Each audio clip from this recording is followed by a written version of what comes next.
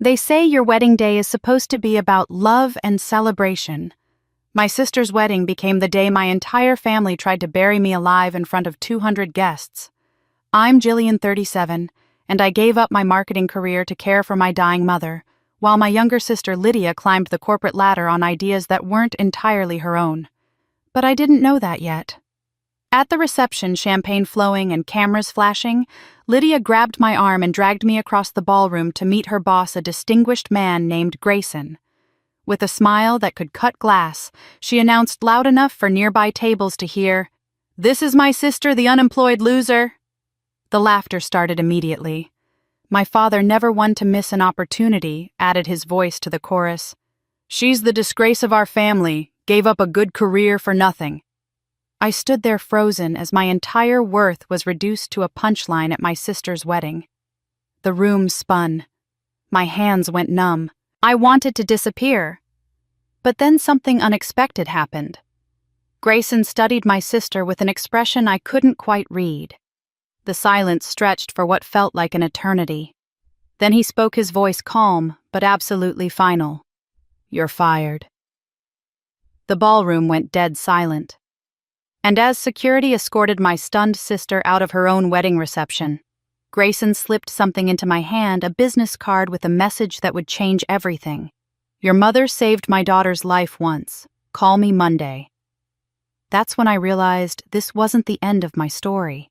It was the beginning of the greatest comeback they never saw coming. My name is Jillian Lowe.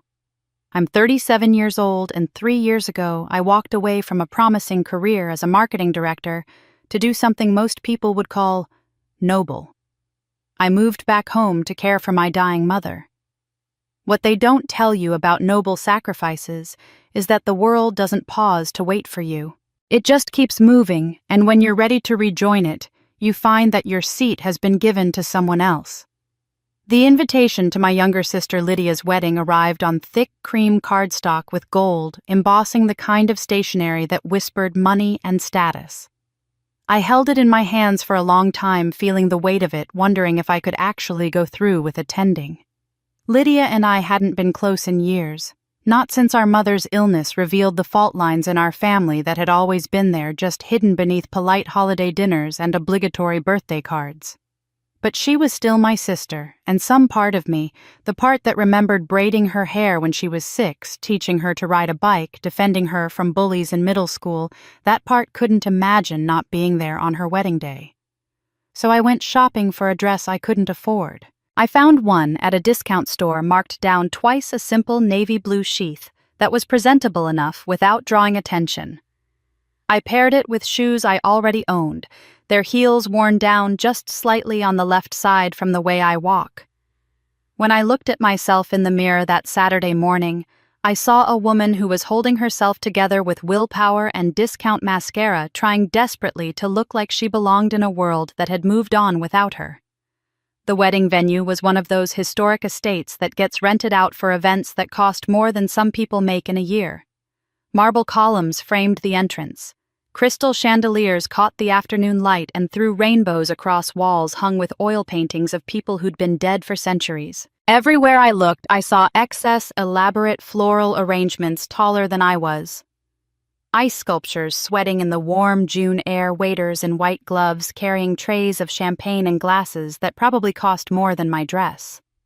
I felt immediately out of place, like a smudge on an otherwise pristine photograph. The ceremony was beautiful in that impersonal way that expensive weddings often are. Lydia looked stunning in a gown that probably cost as much as a used car, her blonde hair swept up in an intricate style that must have taken hours. Our father walked her down the aisle with his chest puffed out, proud as a peacock, not once glancing at where I sat alone in the third row. Our stepmother dabbed at her eyes with a monogrammed handkerchief, playing the role of the emotional mother figure she'd never actually been to either of us. I clapped when I was supposed to clap. I smiled when people looked my way. I took the single glass of champagne offered during the cocktail hour and made it last 45 minutes, sipping slowly because I knew I couldn't afford to lose control of my emotions. Not here, not today. The reception was held in a ballroom that could have housed a small airplane. Round tables draped in silk surrounded a dance floor that gleamed like still water. A live band set up on a stage, decorated with enough flowers to stock a funeral home for a month. I found my assigned seat at a table near the back, tucked between a cousin I hadn't seen in a decade, and an empty chair that someone apparently hadn't bothered to fill. I was picking at a salad that cost more than my weekly grocery budget when Lydia found me. She'd changed out of her ceremony gown into a shorter, sleeker dress that showed off her figure, and her tan, the kind of tan you get from beach vacations I couldn't remember the last time I'd afforded. Her smile was bright and sharp as she grabbed my wrist with fingers that sparkled with her new wedding rings. "Jillian. There you are hiding in the corner," she said, her voice carrying that particular pitch that meant she'd had several glasses of champagne and was feeling bold. "Come on. I want you to meet someone important." Before I could protest, she was pulling me across the ballroom, weaving between tables where guests turned to watch their conversations, pausing mid-sentence. I felt every eye on my discount dress, my worn shoes, my hair that I'd styled myself that morning, because salon appointments were a luxury I could no longer justify. We stopped in front of a distinguished-looking man in his early 60s, tall and silver-haired, wearing a suit that fit him the way only expensive tailoring can achieve. He was mid-conversation with another guest, but when Lydia approached, he turned toward us with the kind of polite attention that powerful people have perfected. "Mr. Grayson." Lydia's voice was too loud, too bright. "I want you to meet my sister." She gestured toward me with a flourish, and then she said the words that would burn themselves into my memory forever. "This is Jillian, my unemployed loser sister." The words hit me like a physical blow. Around us I heard laughter, sharp, uncomfortable laughter from guests who didn't know whether this was a joke or not but laughed anyway because Lydia was the bride, and the bride gets to set the tone. My face went hot, my throat closed up. I couldn't breathe. Couldn't think, couldn't do anything but stand there as the room tilted around me. And then my father's voice cut through the noise, loud and clear and devastating. "She's the disgrace of our family," he announced, walking up to join us with our stepmother on his arm. "Gave up a good career for nothing. We tried to tell her, but she never listens." The laughter grew louder. Someone whispered something I couldn't quite hear, but I caught the words, "What a shame," and "wasted potential." My hands were shaking. My chest felt like someone had wrapped steel bands around my ribs and was pulling them tighter until I couldn't expand my lungs enough to draw breath. I stood there frozen, a specimen on display, while my own family, my own blood reduced me to a punchline at what was supposed to be a celebration of love. Mr. Grayson's expression was impossible to read. He looked at me, really looked at me, his dark eyes taking in my face, my dress the way I was holding myself together by the thinnest of threads. The silence stretched out thick and awful, while everyone waited to see how this important man would react to being introduced to the family embarrassment. Then he turned to Lydia. "You're fired," he said. His voice was calm, almost gentle, but it carried across the ballroom like thunder. "Effective immediately. We don't employ people who lack basic human decency." The room went completely silent. You could have heard a champagne bubble pop. Lydia's face went from flushed to pale in the span of a heartbeat. "What, Mr. Grayson?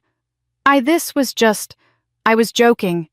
I don't find cruelty amusing, Ms. Hart," he said, using her new married name with something that sounded almost like contempt. "Especially not cruelty directed at family members who apparently sacrificed their careers to provide care that you clearly couldn't be bothered with. Security will escort you and your belongings from our offices on Monday. Your final paycheck will be mailed." He gestured to someone I couldn't see, and within seconds, 2 men in dark suits appeared. They weren't hotel security. They were his personal security. I realized the kind of protection that comes with being seriously wealthy and powerful. My father tried to intervene. "Now see here, there's been a misunderstanding." Grayson held up one hand, silencing him immediately. "There's been no misunderstanding. I understand perfectly. Good evening." As the security team ushered a stunned, silent Lydia toward the ballroom exit, still in her reception dress, her face a mask of shock and dawning horror. Grayson turned back to me. He moved closer, close enough that only I could hear him, and pressed something small and rectangular into my palm. "Your mother saved my daughter's life once," he said quietly, his voice carrying a warmth that hadn't been there moments before. "Call me Monday." Then he was gone, melting back into the crowd of shocked guests, leaving me standing there with a business card burning in my hand and the entire ballroom staring at me with expressions that ranged from pity to awe to barely concealed delight at the drama they'd just witnessed. That business card felt like a bomb in my pocket. I had no idea it would detonate my entire world. I left the wedding venue while chaos still rippled through the ballroom, slipping out a side door before anyone could corner me with questions, or worse, pity. My car sat in the far corner of the parking lot where I'd deliberately parked it that morning, a 12-year-old sedan with a dent in the rear bumper and a check engine light that had been on for 3 months. I couldn't afford to fix it, so I'd learned to ignore it the way I'd learned to ignore so many things that needed attention in my life. The engine turned over on the second try, and I pulled out onto the dark country road that led away from the estate. I had no destination in mind. Home felt impossible. A small apartment that still smelled like my mother's lavender sachets, filled with furniture from a life I used to have. So I just drove, letting muscle memory guide me through roads I'd known since childhood. The highway took me past the high school where everything had started to fracture. I was 16 when I won the regional scholarship competition for my essay on social innovation in marketing. The prize was $15,000 toward college and an internship with a prestigious firm in the city. I remembered coming home with the acceptance letter, my hands shaking with excitement, already imagining the future stretching out before me like a golden path. My father had taken the letter from my hands, read it slowly, then set it down on the kitchen table with a sigh that told me everything before he even spoke. "Your sister is applying for this same scholarship next year," he'd said, not looking at me. "If you accept it now, it'll hurt her chances. They don't like giving it to siblings 2 years in a row. You understand?" I didn't understand. I was 16 and I'd earned it, worked for it, deserved it. But my mother had been there too, standing by the stove with her eyes full of something I couldn't name then, but recognized now as helpless apology. My father made it clear that accepting the scholarship would be selfish, that family meant sacrifice, that Lydia needed it more because she wasn't as naturally gifted and required extra support to compete. So I withdrew. I watched Lydia accept that same scholarship the following year, watched her give a speech about perseverance and hard work, watched my parents beam with pride from the audience, while I sat in the back row wondering what perseverance I'd actually demonstrated by giving up. The road curved past the community college where I'd ended up going for my first 2 years, because by the time I was 18, the college fund my grandparents had set up for both of us had mysteriously run out. My father explained it with charts and graphs. I didn't understand something about market fluctuations and unexpected expenses. Lydia went straight to a private university on a full ride of family money that apparently became available again right after mine evaporated. I pulled off onto a side street, my hands gripping the steering wheel so hard my knuckles had gone white. Memory after memory tumbled through my mind like photographs scattered from a dropped album. I was 13, bringing home straight A's, and my father said, "Boys don't like smart girls, Jillian. You should focus on being more personable." Lydia brought home B's and C's and was praised for being socially savvy and good with people. I was 25, landing my first major client presentation, calling home excited, and my stepmother, who'd entered our lives when I was 19, 6 months after my parents' bitter divorce, said, "That's nice, dear. Lydia just got engaged. Isn't that wonderful?" Every achievement, every milestone, every moment that should have been mine got folded into Lydia's shadow, repackaged as supporting evidence that she was the daughter worth celebrating. At a red light, my phone buzzed insistently in my purse. I pulled it out, the screen lighting up my face in the darkness of the car. 47 unread messages. My stomach dropped. I scrolled through them with a growing sense of nausea. Not a single apology, not one message asking if I was okay. Instead, there was my father. "You've always been jealous of your sister. Tonight proved what we've always known." My stepmother. Lydia is devastated because of you. I hope you're proud of yourself. Cousins I barely knew weighed in with their opinions. Lydia's friends, people I'd never even met, had somehow gotten my number and felt entitled to tell me what a terrible person I was for causing a scene at the wedding. I was about to throw the phone onto the passenger seat when I noticed one message from an unknown number, different from all the others. I saw what happened. You deserved better. A friend from the past. I stared at it, trying to place who might have sent it. The area code was local, but the number itself meant nothing to me. A friend from the past. The words felt like a lifeline thrown across dark water, and I didn't even know who was holding the other end. The light turned green. A car behind me honked. I drove forward, but instead of heading toward the highway, I found myself taking the turn toward Riverside Memorial Cemetery. The gates were closed, but I'd been here enough times in the past 3 years to know the section of fence where the bottom had rusted through, creating a gap just wide enough to slip through. I parked on the street, kicked off my worn heels, and walked barefoot across the damp grass, my discount dress collecting dew and dirt along the hem. My mother's grave was in the old section, under an oak tree that had been there longer than I'd been alive. The headstone was simple, just her name, her dates, and the words, "Beloved Mother," that I'd insisted on despite my father's suggestion that we keep it neutral. I sank down onto the grass, not caring that it was wet, not caring about anything except the weight pressing down on my chest, making it hard to breathe. For the first time since the ballroom, I let myself cry, and these weren't the quiet, dignified tears you shed at funerals. These were ugly, gasping sobs that tore out of my throat like they'd been trapped there for years. I tried Mama. I said out loud to the stone, to the ground beneath it, to whatever remained of the woman who'd been the only person who ever really saw me. I tried so hard to be good enough. I gave up everything. I came home and took care of you when no one else would. I held your hand when you were scared. I was there every single day, and they still treat me like I'm worthless. The rage came then, hot and clean and clarifying. Not sadness, not grief.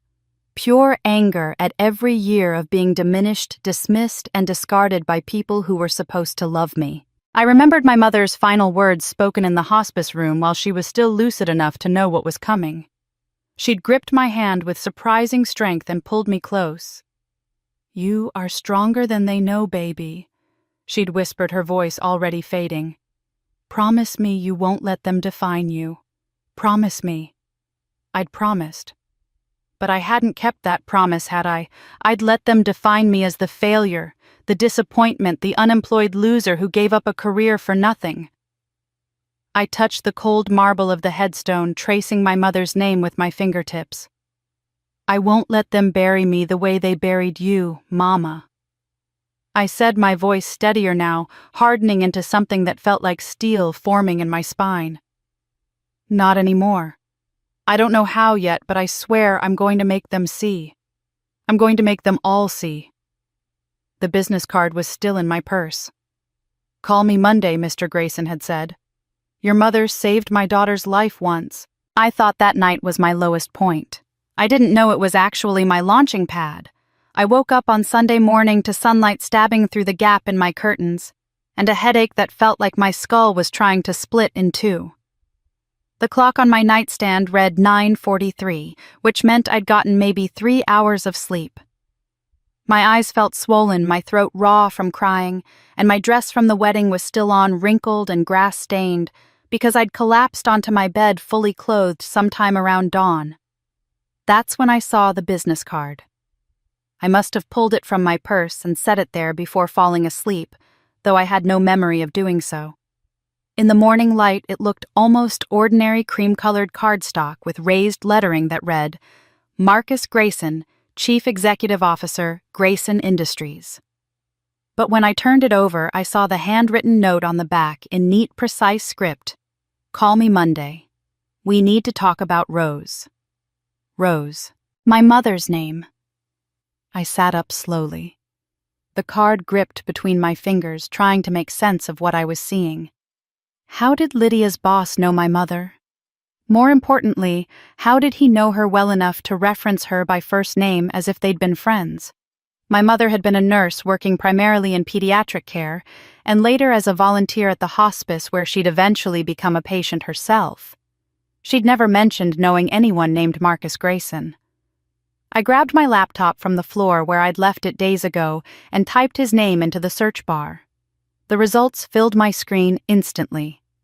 Marcus Grayson wasn't just a CEO, he was a decorated philanthropist who'd donated millions to children's hospitals, a business leader known for ethical practices in an industry that often rewarded the opposite, and a widower who'd lost his wife to cancer 8 years ago. There were photos of him cutting ribbons at hospital wings, shaking hands with politicians, accepting awards for corporate responsibility. The dissonance made my head spin. This was the man who'd employed my sister, who'd tolerated her presence in his company until the moment she'd revealed her true character in that ballroom. Why had he hired her in the first place? Why had he stayed silent about knowing my mother until that exact moment? I rehearsed what I'd say when I called him, practicing different opening lines aloud to my empty apartment. "Mr. Grayson, this is Jillian Lowe. Thank you for what you did Saturday night."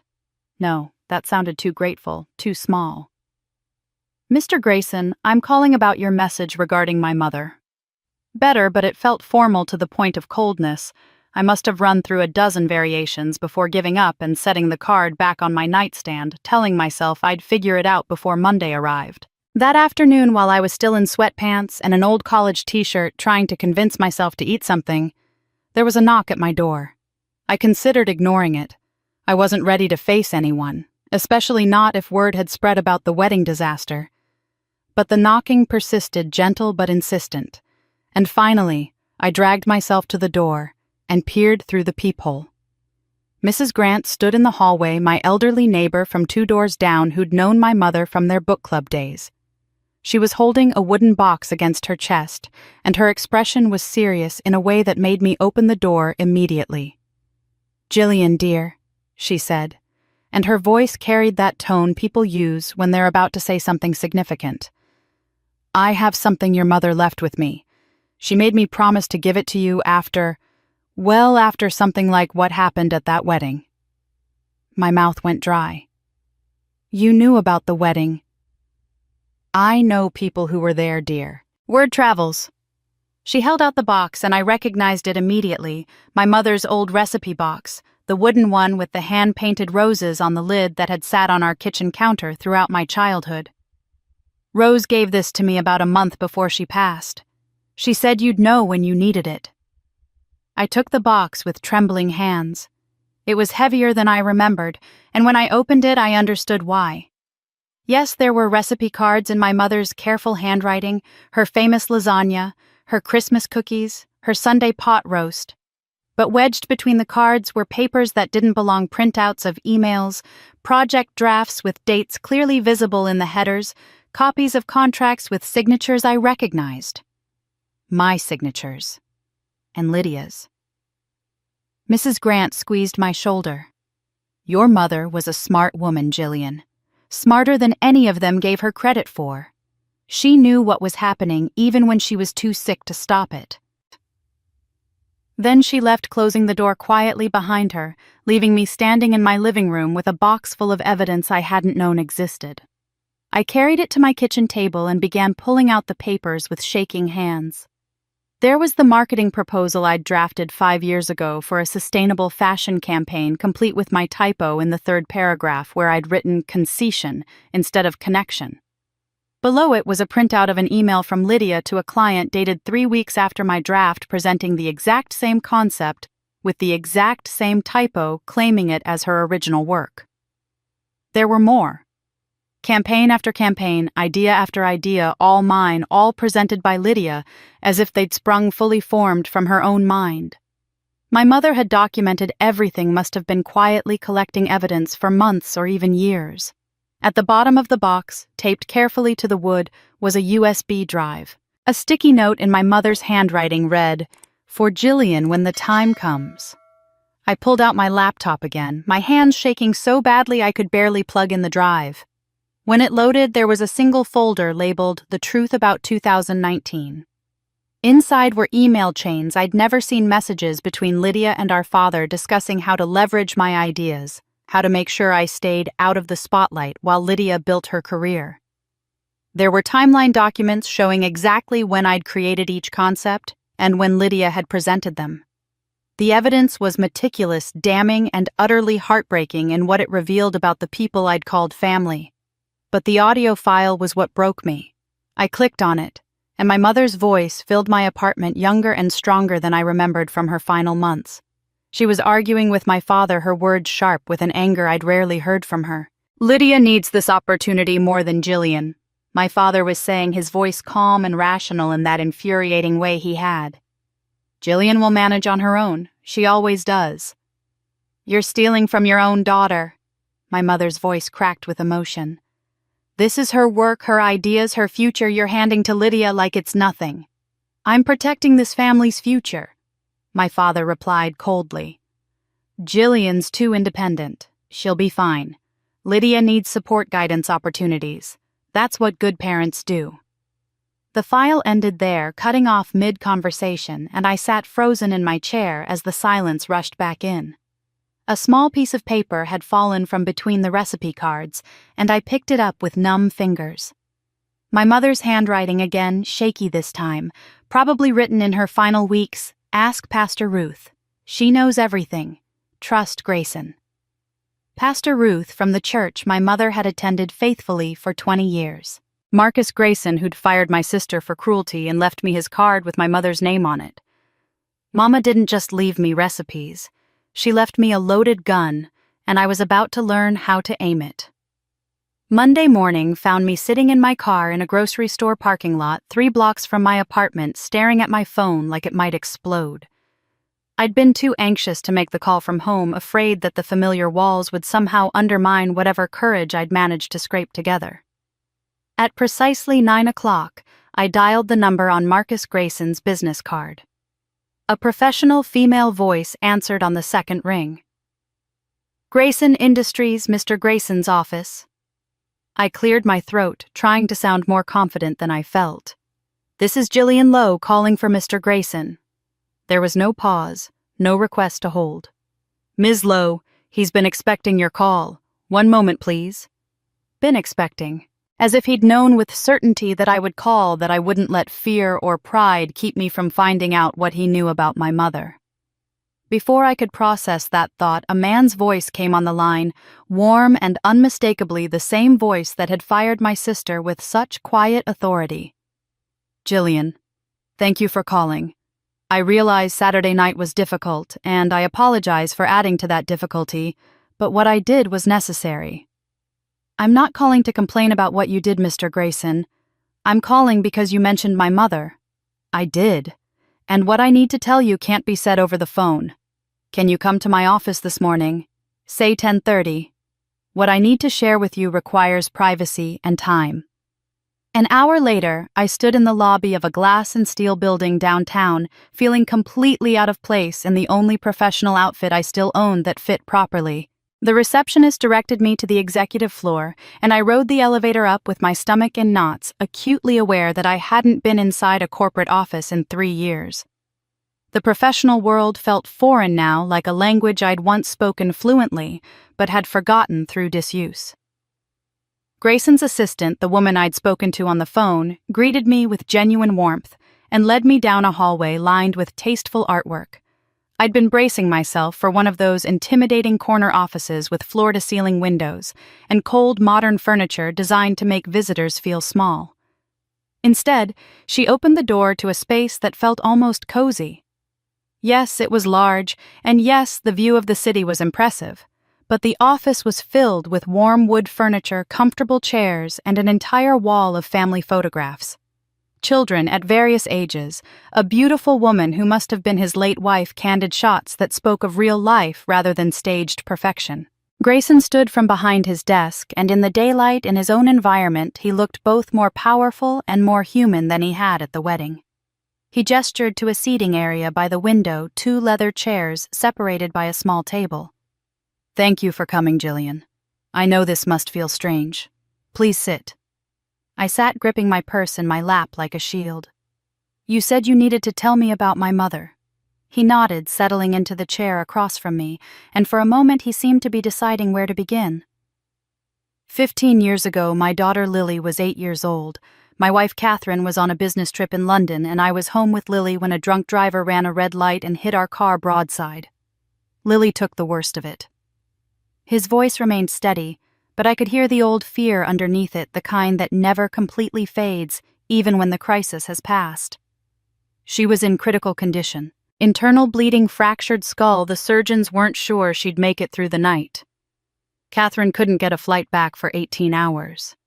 I was alone in that hospital watching my little girl fight for her life, and I was falling apart. He stood and walked to his desk, picking up a framed photograph before returning to hand it to me. Your mother was volunteering that night in the pediatric wing.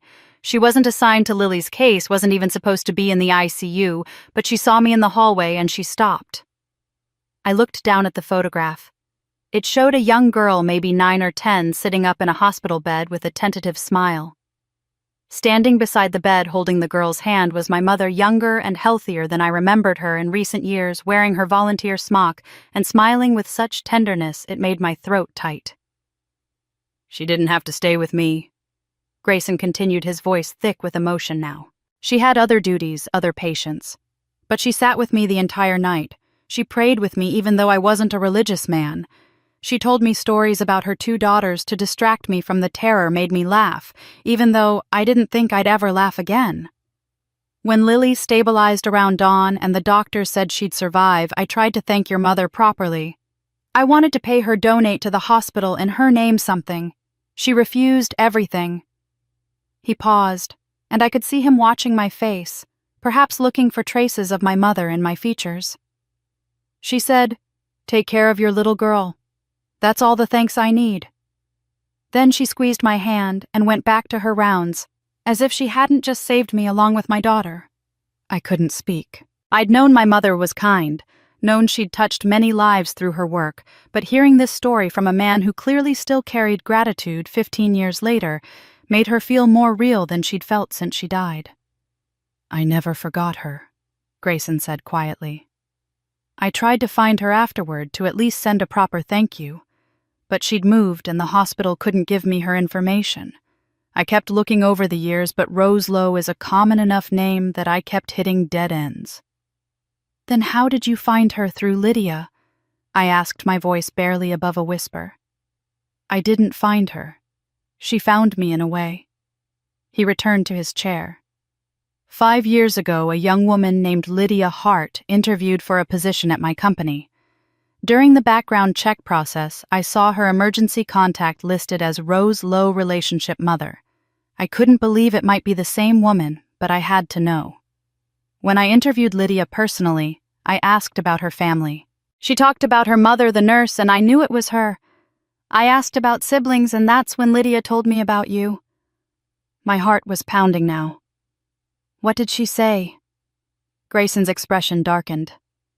"She said you'd died in a car accident 3 years earlier. She even cried, telling me the story said it had been very hard on your mother, that they were still grieving. I was devastated. I'd wanted to repay Rose through helping her daughter, and I thought I'd missed my chance with you. So I hired Lydia, thinking I could at least support the daughter Rose had left." The betrayal hit me fresh, even though I shouldn't have been surprised. Of course Lydia had told him I was dead. It was the perfect way to ensure I never came up in conversation, never threatened her narrative. "Then I saw you at the wedding," Grayson continued, very much alive. "And in that moment, when Lydia introduced you with such cruelty, when your father joined in, I understood that I'd been lied to about everything. I'd been harboring someone who'd not only stolen from her own sister, but had erased her from existence just to maintain a comfortable lie." He opened a drawer in the table between us and pulled out a manila envelope, sliding it across to me. "Your mother contacted me 6 months before she died. She'd seen an article about my company and recognized my name. We met several times. She told me everything, Jillian, about what your father had done about Lydia's theft, about her own regrets for not being strong enough to stop it. She set up a trust fund in her name for you, and she asked me to serve as one of the trustees along with Pastor Ruth.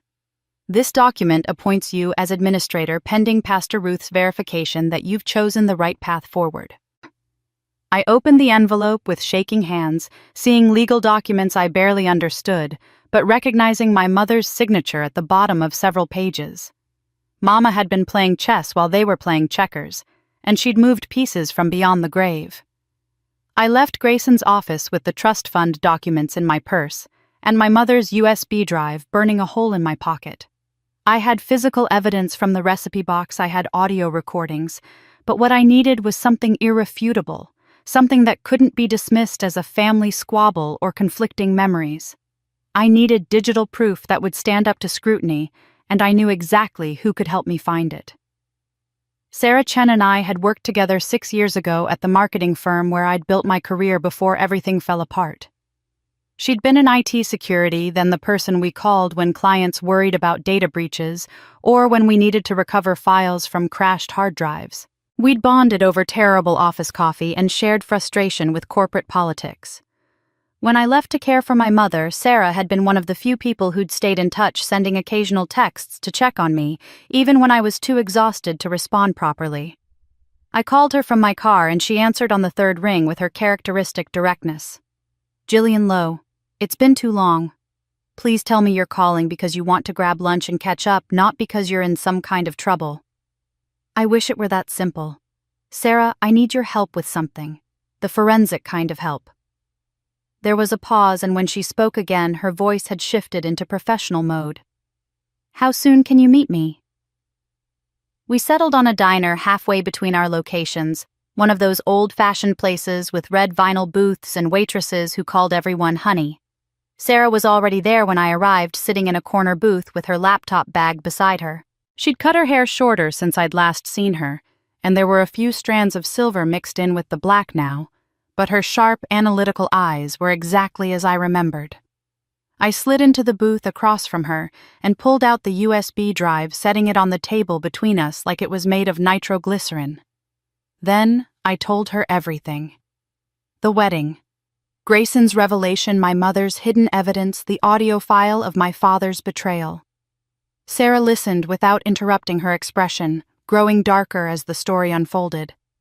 When I finished, she picked up the USB drive and turned it over in her hands. "You understand what you're asking me to do? Once I analyze this, once we establish a timeline and recover metadata, there's no going back. You'll have evidence that could destroy your sister's career and possibly put your father in legal jeopardy." "I know," I said, and I was surprised by how steady my voice sounded. "I need to know the truth, Sarah. The whole truth, not just what my mother managed to document. I need to know exactly what they did and when they did it." She nodded slowly. "This could take 3 to 5 days, maybe longer, depending on what I find. Recovering 5-year-old metadata and establishing a clean timeline requires deep analysis, cross-referencing multiple sources. But if what you're saying is true, we'll find the digital fingerprints. People always leave traces, especially when they think they're being clever." She slipped the USB drive into her laptop bag. "I'll call you when I have something." Those 3 days were among the longest of my life. I tried to keep busy, tried to focus on mundane tasks like grocery shopping and cleaning my apartment, but my mind kept circling back to what Sarah might be finding.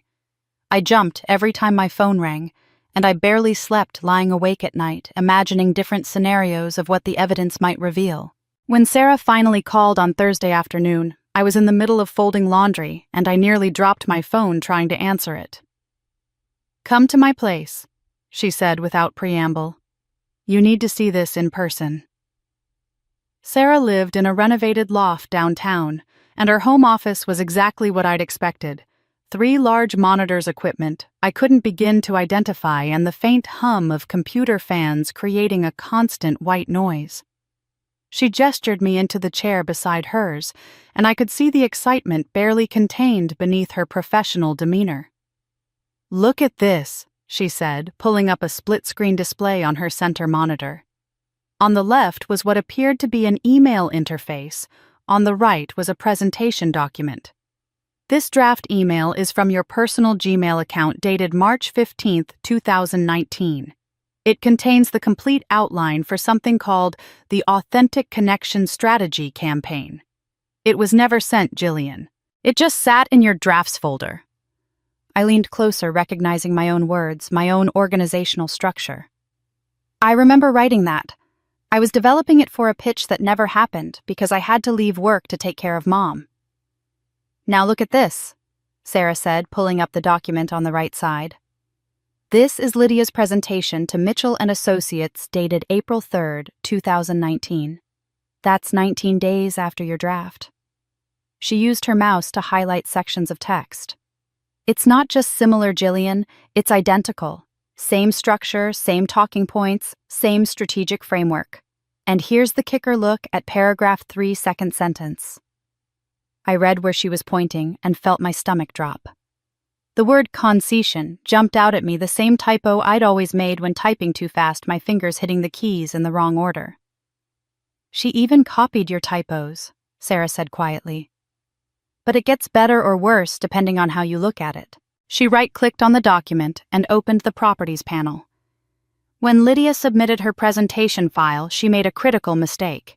She was either lazy or stupid, probably both. The document properties still show the original creator as Jillian Lowe, with your creation date from March. She must have opened your file, modified it slightly, and did a save as with her name. But she didn't strip the metadata. It's like signing someone else's name to your painting and forgetting to remove their signature from the corner. I stared at the screen at the irrefutable proof that my work had been stolen and presented as Lydia's original creation. This is enough, right? This proves she took my work. It absolutely proves it, Sarah confirmed. But there's one more thing, and this is where it gets really interesting. She pulled up another window, this one filled with technical data I couldn't fully understand. I traced the access history of these files. Someone accessed your original draft from an external IP address 3 months ago. I ran the IP address through a business registry database. She paused, meeting my eyes. It traces to your father's attorney's office downtown. The words hit me like ice water. My father knew. Your father knew, Sarah confirmed. Someone at his law firm accessed your file, which means he was either checking the evidence himself or having his lawyer do it. He knew what Lydia had done and he chose not to do anything about it. He chose her anyway. I sat back in the chair, feeling the weight of that betrayal settle over me like a physical thing. It was one thing to suspect, to feel like my father had always favored Lydia. It was another thing entirely to have proof that he'd known about the theft, had investigated it himself, and had still chosen to support her while treating me like I was worthless. The evidence was airtight, the betrayal was complete, and my family had just declared war without knowing I'd found their battle plans. The note my mother had left in the recipe box had said to ask Pastor Ruth, and after seeing Sarah's evidence, I knew I couldn't put it off any longer. The small community church where my mother had spent so many Sunday mornings sat on a quiet street lined with old oak trees, its white clapboard siding and simple steeple exactly as I remembered from the handful of times I'd accompanied her to services. I hadn't been back since her funeral, couldn't bring myself to walk through those doors where we'd said goodbye to her. But now I had no choice. I found Pastor Ruth in her office, a modest room filled with books and the kind of comfortable clutter that spoke of a life dedicated to serving others. She looked up when I knocked on her open door, and I saw immediate recognition in her face. She was in her late 60s, with silver hair pulled back in a neat bun, and eyes that managed to be both kind and unflinchingly direct at the same time. "Jillian," she said, standing and coming around her desk to embrace me. "I've been expecting you. Your mother called me 2 weeks before she passed. She said, 'Ruth, if my daughter ever comes to you looking lost, you give her the whole truth. She's strong enough to carry it.'" We sat together in the chapel, the main sanctuary empty and peaceful in the afternoon light. Stained glass windows cast colored shadows across the wooden pews, and somewhere in the building I could hear the faint sound of a piano being played, probably the choir director practicing for Sunday's service. Ruth settled into the pew beside me, her hands folded in her lap, and I could see her gathering herself to speak about things she'd clearly been holding for a long time. "What I'm about to tell you, your mother made me promise to keep secret until you came asking." Ruth began, her voice steady but weighted with old sorrow. "It's been one of the hardest promises I've ever had, to keep watching you at the funeral, seeing you struggle these past 3 years, knowing what I knew and not being able to say anything." "What did you know?" I asked, though part of me was afraid of the answer. Ruth took a deep breath. "I witnessed your father coerce your mother into signing away your inheritance. It was 5 years ago, not long after your grandmother passed. I was visiting Rose. She'd just received her cancer diagnosis and was frightened vulnerable. Your father showed up with papers, and I'll never forget the look on his face. Cold determination, like he was closing a business deal rather than talking to his dying ex-wife." She paused, and I could see her hands trembling slightly in her lap. "Your grandmother's will left $300,000 to be split equally between you and Lydia. Clean, simple fare. But your father had other plans. He told Rose that you weren't responsible with money, that you'd squander your share, that for your own good the inheritance should be redistributed entirely to Lydia's name. Rose refused, at first told him absolutely not. That's when he threatened her. Threatened her how—" My voice came out barely above a whisper. "He said if she didn't sign, he'd spread the word that she'd embezzled money from her previous employer, the hospital where she'd worked before becoming a volunteer. It was a complete fabrication, a vicious lie, but Rose had just been diagnosed with cancer. She was terrified that if it went to court, if there was an investigation and publicity, the stress would kill her before the disease did. She was also afraid it would destroy what was left of the family, that you and Lydia would be caught in the middle of a legal battle. So she signed, believing she was protecting you from something worse." I felt tears streaming down my face, but I made no move to wipe them away. "She protected me by giving away what was rightfully mine. She died believing she'd failed you," Ruth said softly, her own eyes glistening. "The guilt ate at her in those final months. She'd tell me, 'I was too weak, Ruth. I should have fought for Jillian, but I was so tired, so scared.' But your mother was stronger than she knew, Jillian. She may have signed that paper, but she found another way to fight back." Ruth reached into her pocket and pulled out a small brass key. "Before your grandmother passed, before any of this happened, your grandmother established a separate trust fund. She was a shrewd woman, and she knew your father's character better than anyone. The trust has a very specific condition. The money can only go to the grandchild who demonstrates moral character and chooses justice over revenge. Rose couldn't access it herself, couldn't even tell you about it because the terms were strict, designed to prevent your father from manipulating the situation. I'm the trustee appointed by your grandmother specifically because she knew I'd honor the intent." She pressed the key into my palm. "This opens a safe deposit box at First National Bank, downtown, box number 217. Your mother left something there for you, her final words in her own voice. She recorded it 2 weeks before she died, when she still had the strength. She said to tell you, when Jillian is ready to face the whole truth, she'll know what to do with it." Ruth placed her weathered hand over mine, and I could feel the warmth of it, the steadiness. Rose's very last words to me, Jillian spoken the day before she slipped into unconsciousness for the final time, were these: "Tell my girl to seek justice, not vengeance. There's a difference, and she'll know it when she sees it." She believed in you, in your integrity, in your strength. She knew you'd eventually discover what had been done, and she trusted you to handle it with wisdom rather than bitterness. I sat there in that quiet chapel, holding a key to answers I wasn't sure I was ready to hear. Feeling the weight of my mother's faith in me pressing down like a benediction and a challenge all at once. I wasn't ready for the truth, but Mama had prepared a message that would change everything I thought I knew about love and sacrifice. Pastor Ruth insisted on accompanying me to First National Bank the next morning, and I was grateful for her presence as we walked through the marble-floored lobby to the safe deposit box area. My hands were shaking so badly that I nearly dropped the small brass key twice before we reached the vault attendant. He was a young man who couldn't have been more than 25, and he processed our request with efficient politeness, leading us into the secure room where rows of metal boxes lined the walls like secrets waiting to be unlocked. Box 217 was in the middle section, and when the attendant slid it out and carried it to the private viewing room for us, I was struck by how ordinary it looked. Just a plain gray metal box, no different from hundreds of others in that vault, but inside it held the final words of the woman who'd given me life, and then spent her last months trying to give me justice.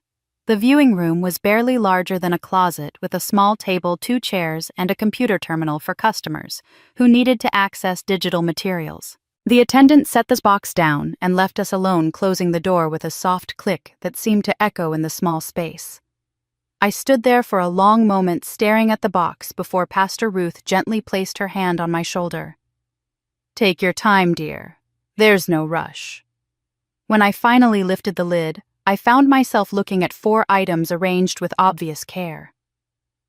On top was a letter 5 pages of my mother's careful handwriting on cream-colored stationery. Beneath it lay a small savings passbook, the old-fashioned kind banks don't issue anymore.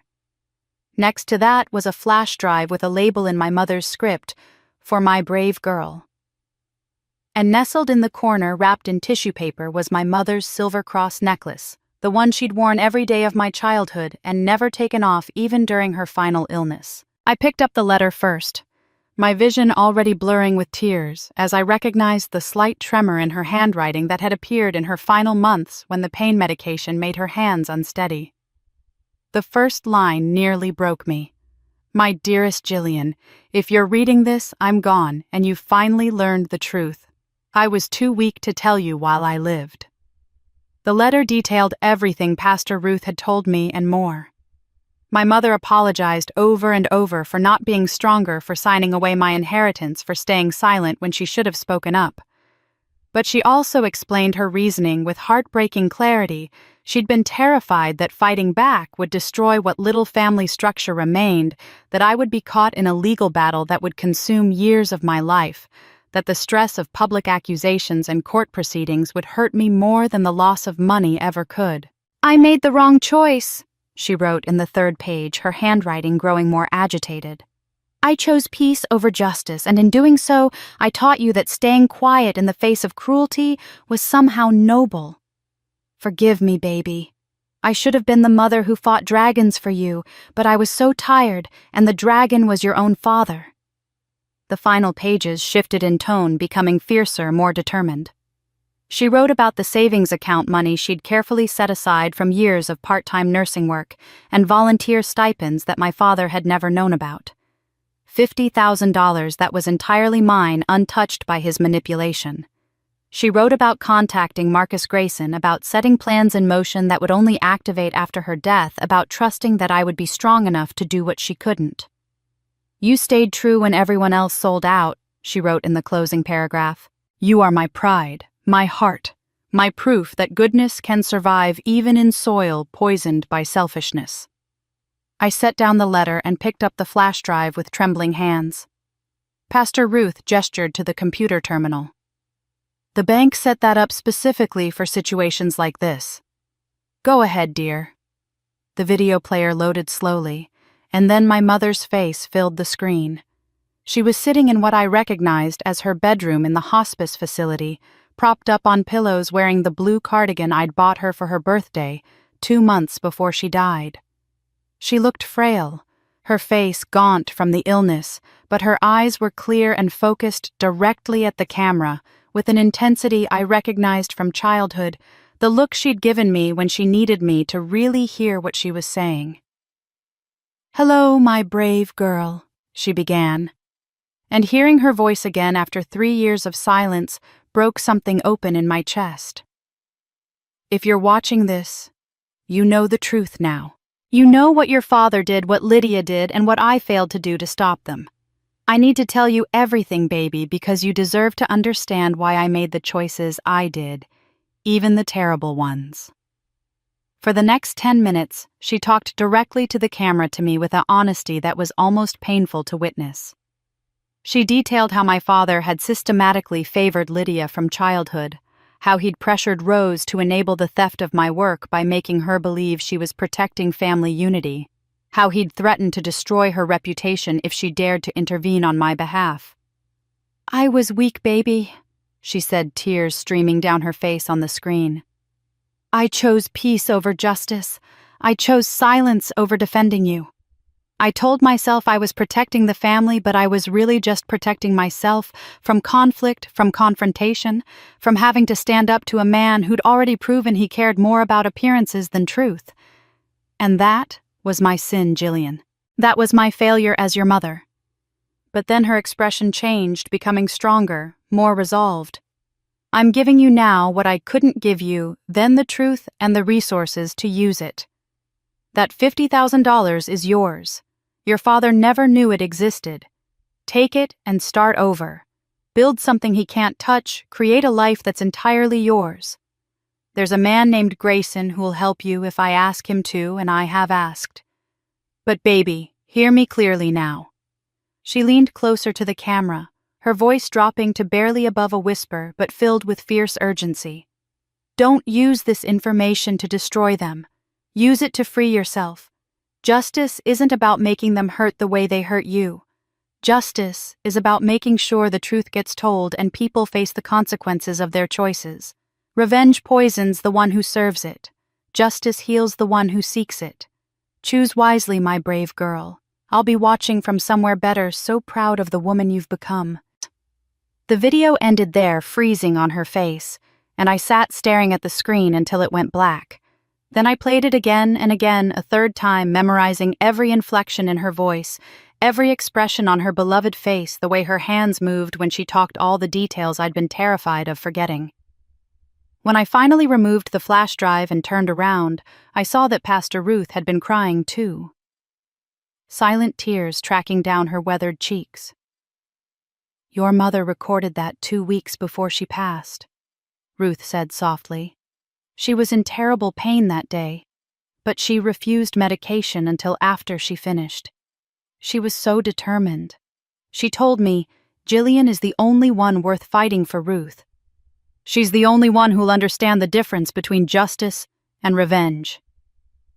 I fastened my mother's cross necklace around my neck, feeling the cool silver settle against my skin like a blessing and a charge. Mama had handed me a weapon, but she'd also handed me a conscience, and I'd have to choose which one would guide me forward. 1 week after leaving the bank with my mother's final message burning in my heart, my father called. I saw his name on my phone screen and considered letting it go to voicemail, but curiosity got the better of me. When I answered, his voice was different from the cold dismissal I'd heard at the wedding. It was softer, almost gentle, the tone he'd always used when he wanted something from me. Jillian, I think we need to talk about what happened. Family dinner this Saturday. Just us. No drama, no audience. We need to sort this out like adults. I recognized the manipulation immediately, the careful modulation designed to sound reasonable and conciliatory. The old Jillian would have been desperate for this olive branch, would have shown up eager to smooth things over and earn back their approval. But I wasn't that woman anymore.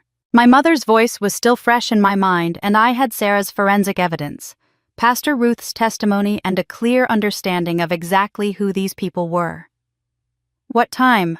I asked, keeping my voice neutral. 7 o'clock. I'll have your stepmother make that roast you used to like.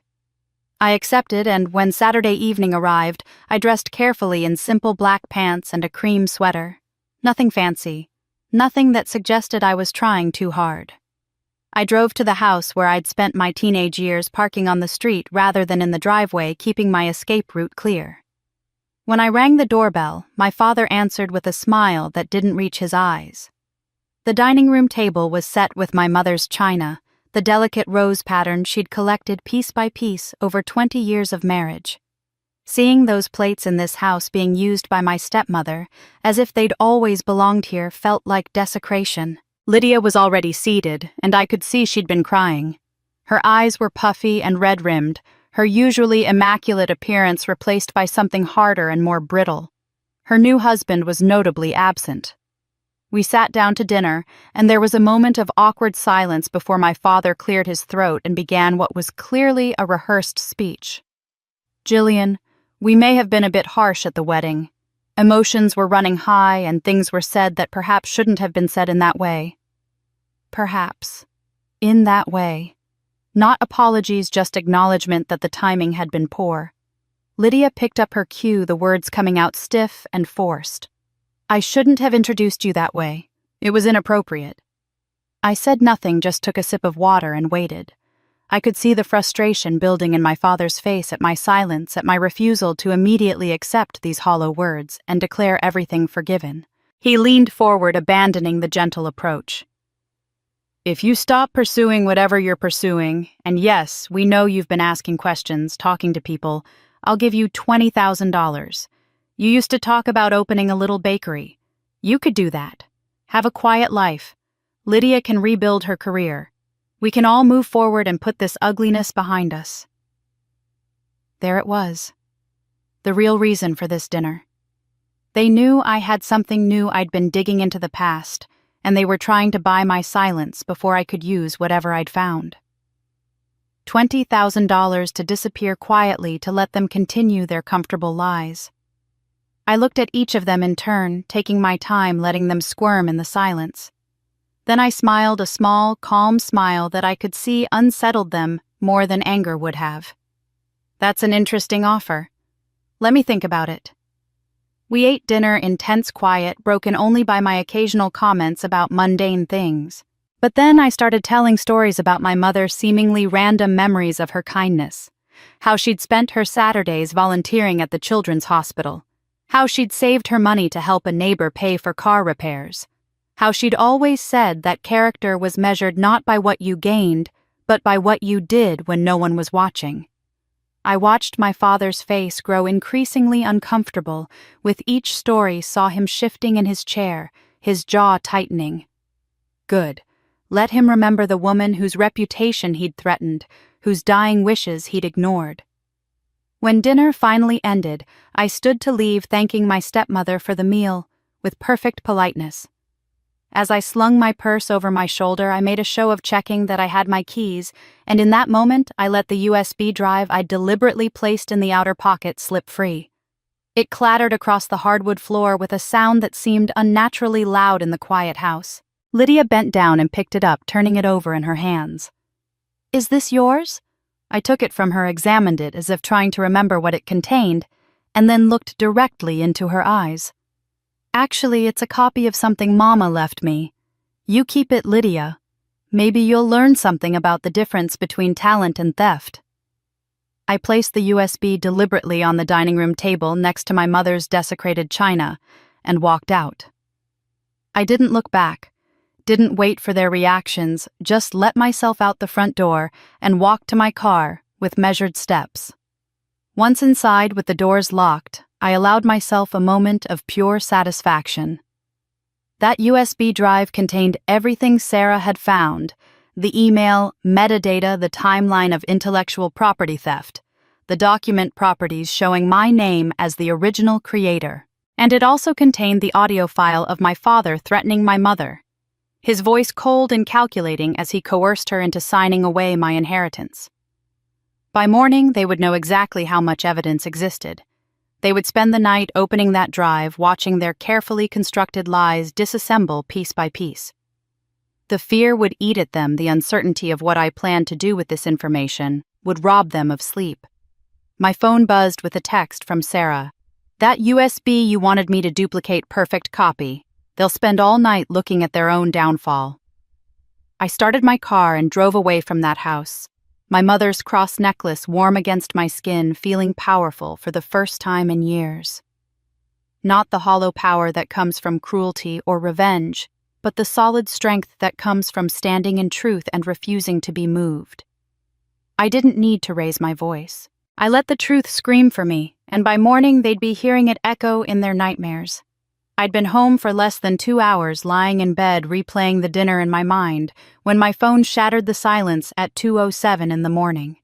The screen showed Lydia's name, and for a moment I considered letting it ring through to voicemail. But something made me answer, perhaps curiosity about how quickly they'd opened that USB drive, perhaps a morbid desire to hear what excuse she'd come up with this time. What I heard instead was sobbing, raw and desperate in a way I'd never heard from my polished, controlled younger sister. "I watched it," she gasped out between sobs.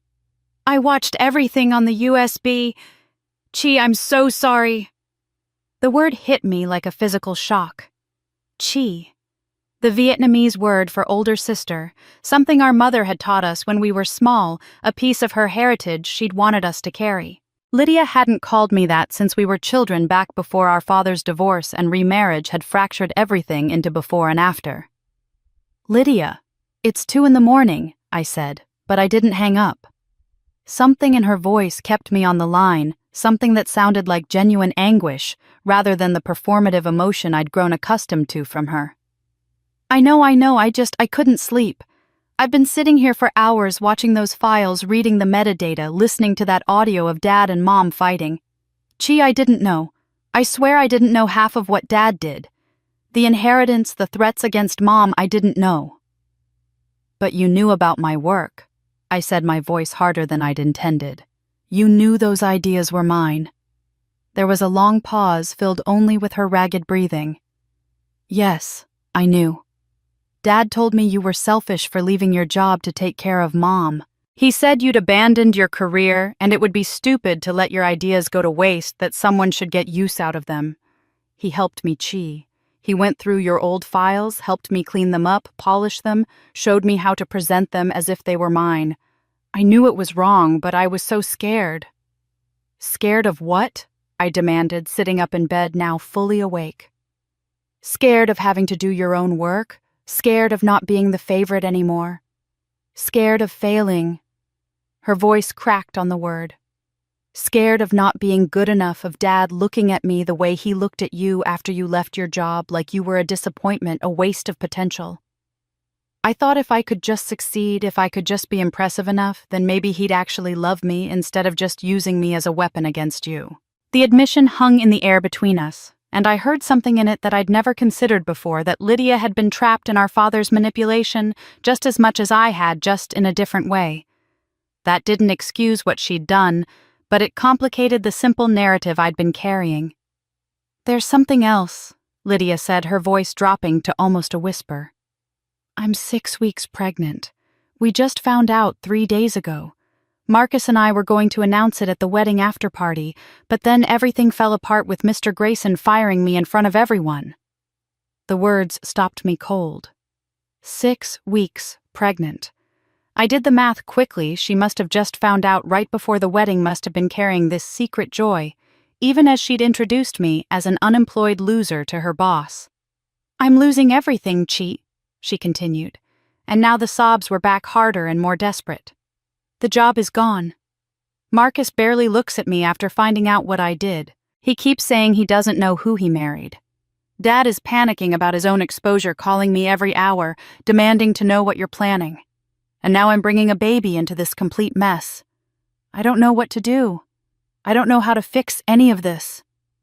I sat in my dark bedroom phone pressed against my ear, feeling the weight of this new information settling over me like a heavy blanket. A baby. An innocent life that had nothing to do with the sins of its parents, but would be affected by the consequences nonetheless.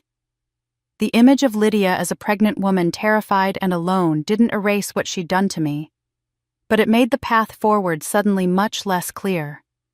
My mother's voice echoed in my head, justice, not revenge. What do you want from me? Lydia asked, her voice small and broken. Money, I'll pay back everything somehow. A public apology, I'll do it. I'll stand up in front of everyone and admit what I did. Just please, Chai, don't destroy what's left of my life. I know I don't deserve mercy. I know I don't deserve anything from you. But this baby does. This baby didn't do anything wrong. I closed my eyes, feeling the pull of competing truths. Yes, she was pregnant. Yes, she was scared. But she was also only sorry now because she'd been caught only reaching out because the consequences were closing in. Where had this honesty been 5 years ago when she first took my work? Where had it been 3 years ago when I'd come home to care for our dying mother while she built a career on my stolen ideas? I don't want your money, Lydia, I said finally, my voice steady and clear. I want you to face what you did. I want Dad to face what he did. I want the truth to matter more than keeping up appearances. And I want you to raise that baby knowing that honesty and integrity matter, that character isn't something you perform for other people, but something you build in private when no one's watching. Those are things you and Dad never taught me, things I had to learn from Mama, despite both of you trying to bury them.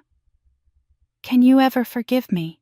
she whispered, and I heard genuine fear in the question, as if my answer mattered more than she wanted to admit. "I don't know," I said honestly. "Ask me again when you've actually faced the consequences, instead of just crying because you got caught. Ask me when you've done the hard work of becoming someone worthy of forgiveness, instead of just someone who wants to avoid punishment."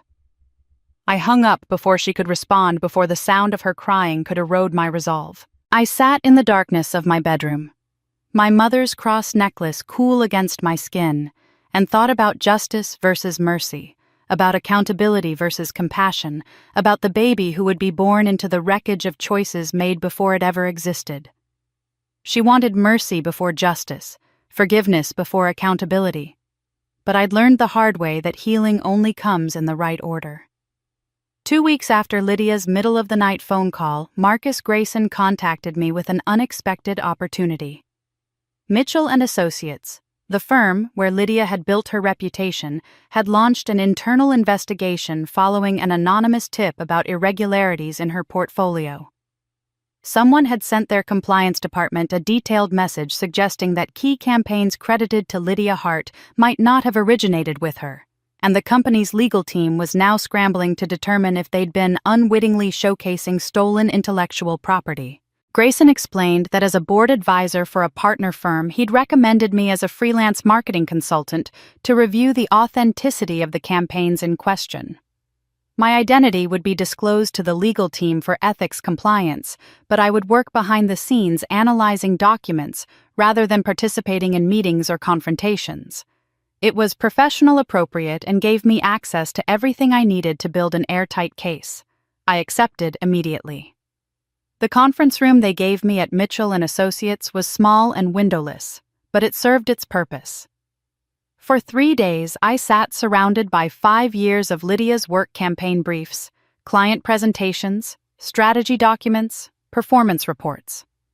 Sarah came by each evening after the office cleared out, helping me organize the material and cross-reference it with the timeline we'd already established from my mother's USB drive.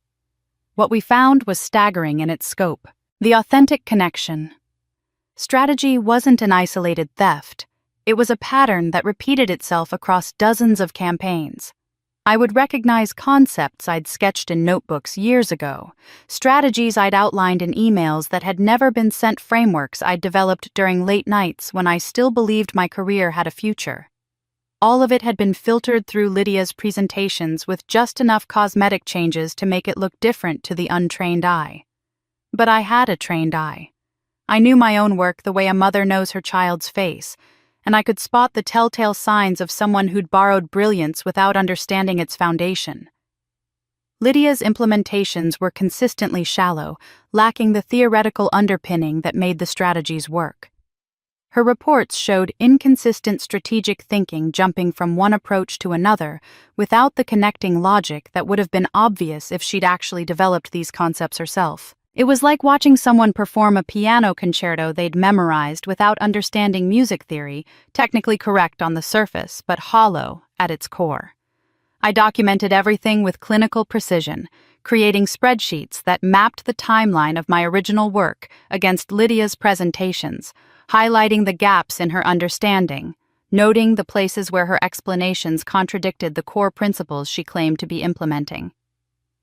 By the end of day 3, I had 47 pages of analysis that left no room for doubt or interpretation. On the 4th day, the legal team invited Lydia to present her case.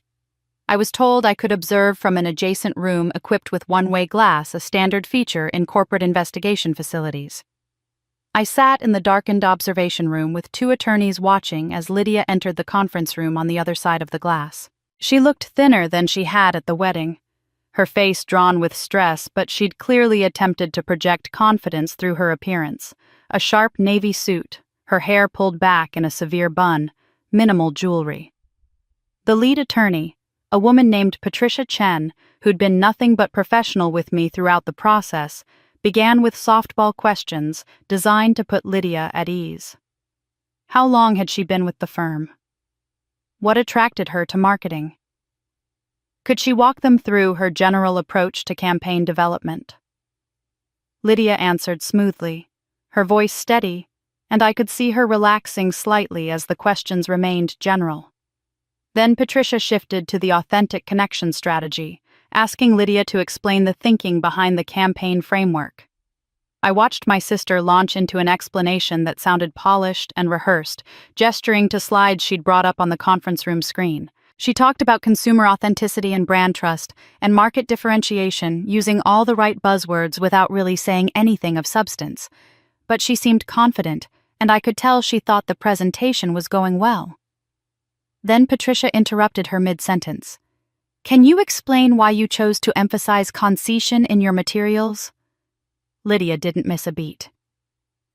Well, the connection between brand and consumer is fundamental to the entire strategy. We wanted to emphasize how authentic interactions create lasting relationships that— I'm sorry, Patricia said, her voice polite but firm. I said concision with 2 C's, spelled C-O-N-N-C-E-T-I-O-N. Incorrectly. It appears in your presentation materials 3 times in exactly the same positions and contexts where it appeared in a draft email written by Ms. Gillian Lowe in March of 2019. The room went completely silent. I watched Lydia's face drain of color, watched her mouth open and close without sound, watched her hands grip the edge of the conference table as if it were the only solid thing left in her collapsing world. Patricia slid a document across the table, and even from my position behind the glass, I could see it was Sarah's metadata analysis, complete with side-by-side comparisons and timestamps that made the theft irrefutable. Ms. Hart, Patricia continued, her voice now stripped of warmth, we've conducted a thorough forensic analysis of your campaign materials. The evidence suggests systematic appropriation of intellectual property belonging to your sister. Do you have any explanation for why your work consistently mirrors concepts she documented years before your presentations? Lydia looked at the document, then at Patricia, then at the one-way glass as if she could somehow sense me watching from the other side. Her lips moved, but no sound came out. After what felt like an eternity, she whispered, I need to speak with my attorney. I sat in that darkened observation room watching my sister's professional reputation crumble in real time and felt a strange cocktail of emotions I couldn't quite name. Not triumph, not satisfaction, but something closer to the sad vindication that comes from being proven right about something you desperately hope to be wrong about. She'd built her career on my words, and now she was drowning in them one typo at a time. 3 weeks after watching Lydia's presentation collapse in that conference room, I received a call from Patricia Chen, the lead attorney who'd been overseeing the investigation. Her tone was apologetic in a way that immediately set off warning bells in my mind. Ms. Lowe, could you come in tomorrow morning? We need to discuss the findings and next steps. When I arrived the following day, Patricia sat across from me in the same conference room where I'd spent days analyzing my sister's stolen work, and delivered news that felt like a punch to the gut. While we've found concerning similarities between your materials and Ms. Hart's presentations, she began her words carefully chosen and clearly rehearsed. We cannot definitively prove intellectual property theft without you filing a formal complaint. The materials in question were created while you were employed at a different firm, and the chain of custody is unclear. There are also questions about whether ideas can be copyrighted versus the specific expression of those ideas. Our legal department has decided to suspend the investigation pending an external complaint filed by you through proper legal channels. I stared at her, letting the words sink in. You found 47 instances of theft documented across 5 years. You have metadata showing she used my original files. You caught her in a lie about a typo she couldn't possibly have made independently, and you're telling me that's not enough. Patricia had the decency to look uncomfortable. It's not that it's not enough evidence of what happened.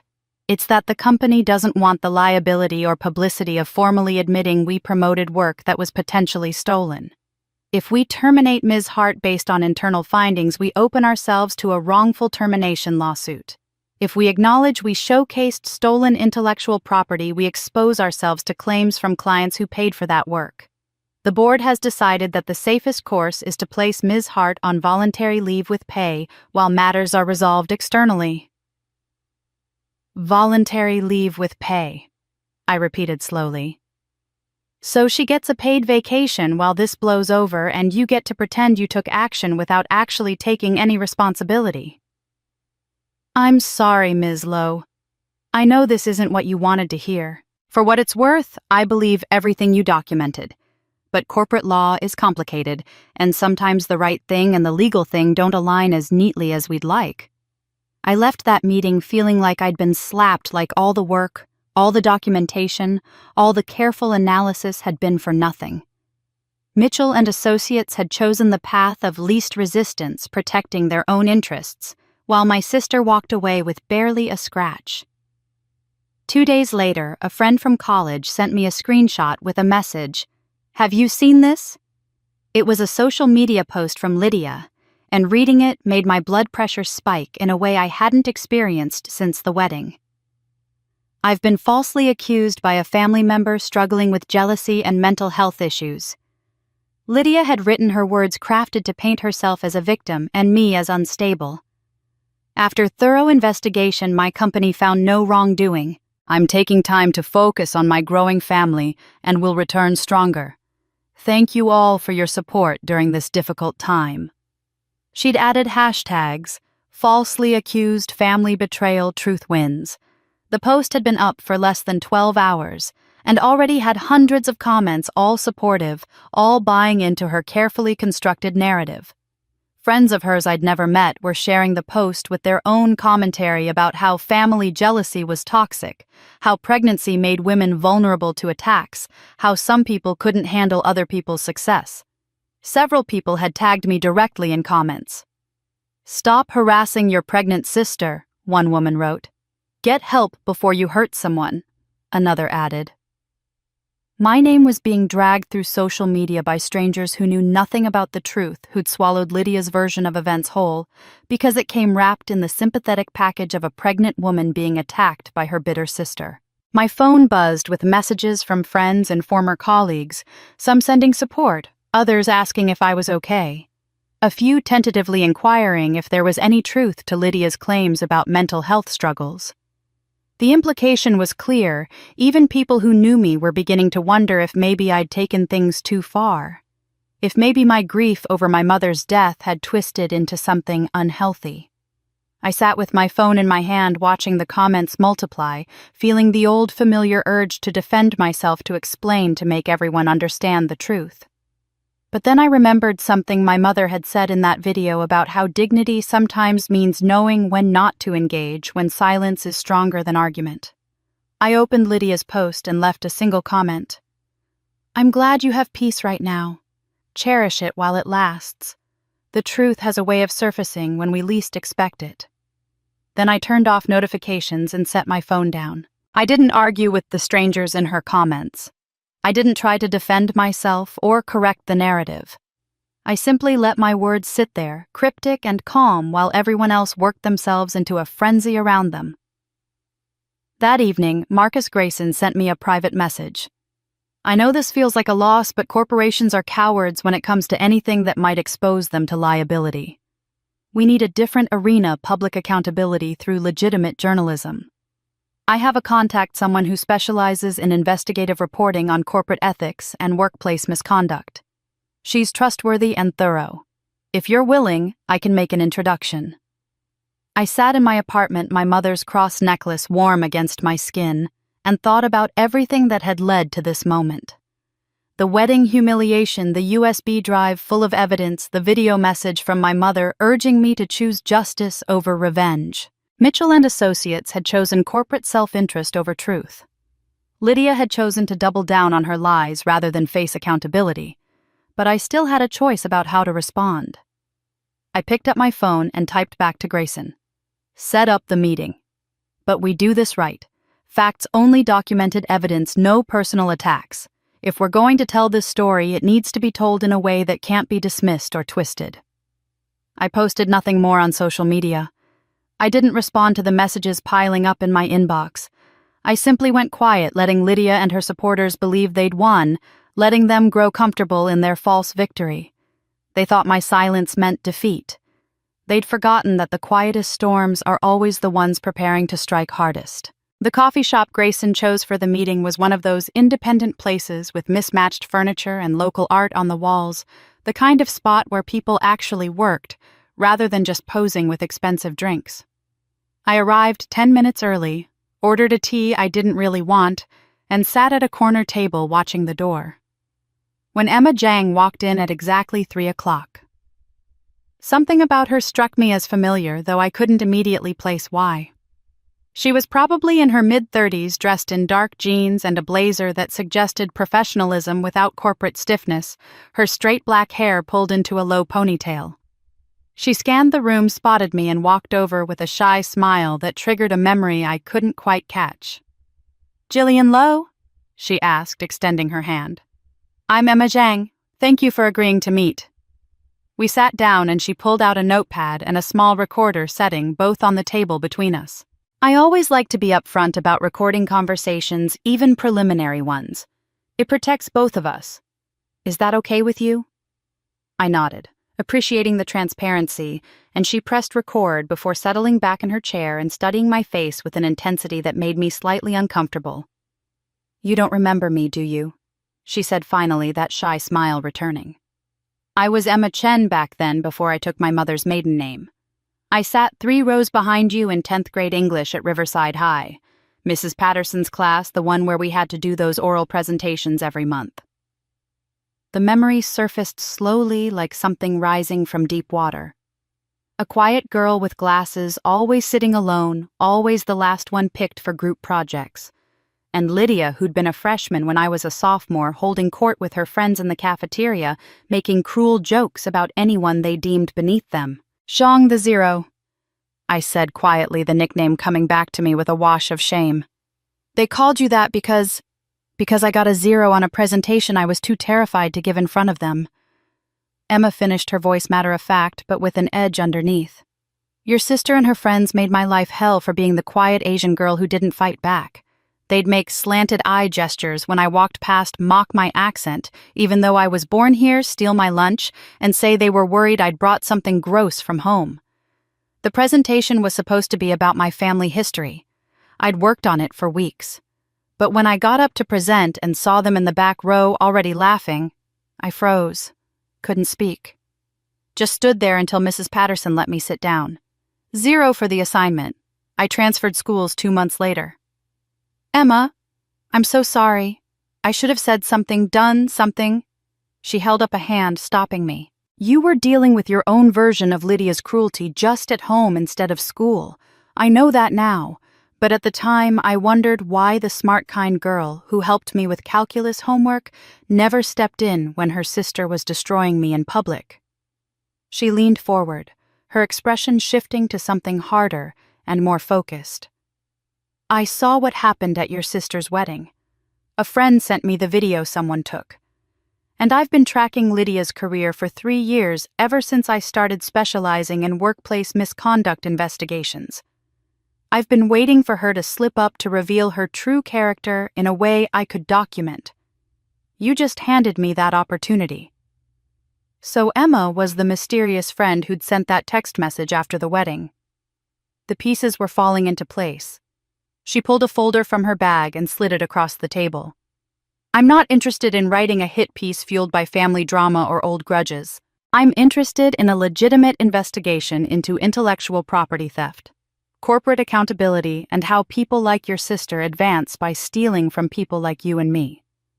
If you give me the evidence, I'll verify every single fact independently.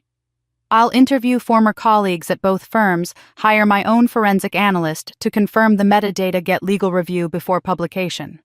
This won't be a blog rant that can be dismissed as bitter gossip. This will be airtight journalism that meets every ethical standard, the kind of piece Lydia can't sue or spin her way out of." I opened the folder and found myself looking at published articles Emma had written over the past 5 years. Each one exposed a case of workplace theft or misconduct. Each was meticulously documented with multiple sources and expert verification, and each had resulted in real consequences. Terminations, policy changes, even criminal charges in one case. "My reputation is built on accuracy," Emma continued. "I don't publish anything I can't prove 3 different ways. I've been sued twice, and both cases were dismissed because my work was bulletproof. That's the standard I'm offering you." I closed the folder, feeling the weight of the decision pressing down on me. If this goes public, it doesn't just hurt Lydia. She's pregnant Emma. She has a husband who might leave her a baby who'll grow up with this story attached to their mother's name. What about innocent people at her company who had nothing to do with any of this? My mother taught me to pursue justice, not destruction. How do I know this won't just be revenge dressed up as journalism? Emma didn't answer immediately, and I appreciated that she was taking the question seriously rather than dismissing my concerns. "That's exactly why I'll write it responsibly," she said finally. "I'll focus on the actions and the pattern of behavior, not character assassination. I'll state documented facts. Analysis shows materials matching earlier work by Gillian Lowe. Not Lydia Hart is a lying thief. I'll give her a full opportunity to respond to provide her side of the story. If she admits fault and shows genuine accountability, that becomes part of the narrative too, a story about redemption and growth. But if she continues lying, doubling down on the false accusations against you, then that's also part of the story. Either way, the truth gets told in a way that can't be twisted or dismissed." I thought about the USB drive I'd left on my father's dining room table, about Lydia's desperate phone call at 2 a.m, about the social media post where she'd painted me as mentally unstable and jealous. I thought about my mother's video, her voice urging me to choose justice over revenge, to seek truth rather than destruction. I pulled out my phone and began the airdrop process, watching the progress bar as years of documentation transferred to Emma's device. "This is everything. Sarah Chen's forensic analysis, my mother's recordings, timeline, documentation, the whole paper trail. But you have to promise me something. This is about truth, not revenge. If you're doing this to settle your own score with Lydia, I need to know now." Emma met my eyes, her expression serious. "I won't lie and say I don't have personal feelings about your sister. But I'm a journalist first. Truth is the only currency I deal in, because the moment I compromise that for personal satisfaction, I lose the thing that makes my work matter. I promise you this will be fair, factual, and focused on accountability." I'd handed a loaded story to a woman who knew how to aim it. Now all I could do was trust that the truth was sharp enough to cut clean.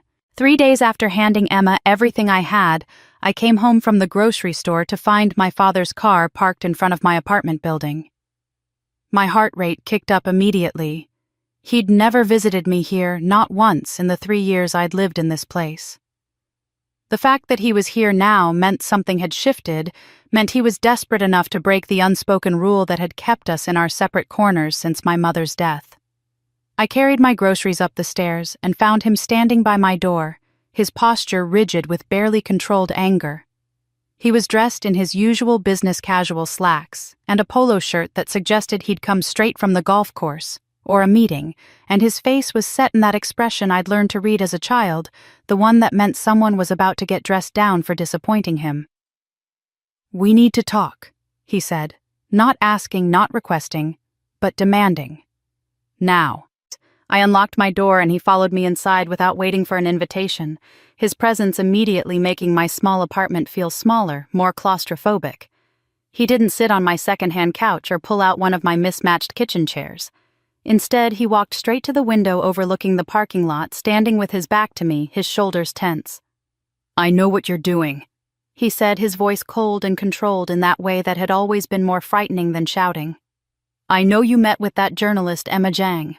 I know you're planning to air our family's private business in public. I'm here to make you a deal, and you'd be smart to take it." He turned to face me then, and I saw something in his expression I'd rarely witnessed: genuine fear, poorly masked by aggression. Stop this now today, and I'll return the inheritance money your grandmother left. All $300,000. You can take it, disappear. Start fresh somewhere far from here. Live comfortably. Buy that bakery you used to talk about, or don't just live your life away from all this.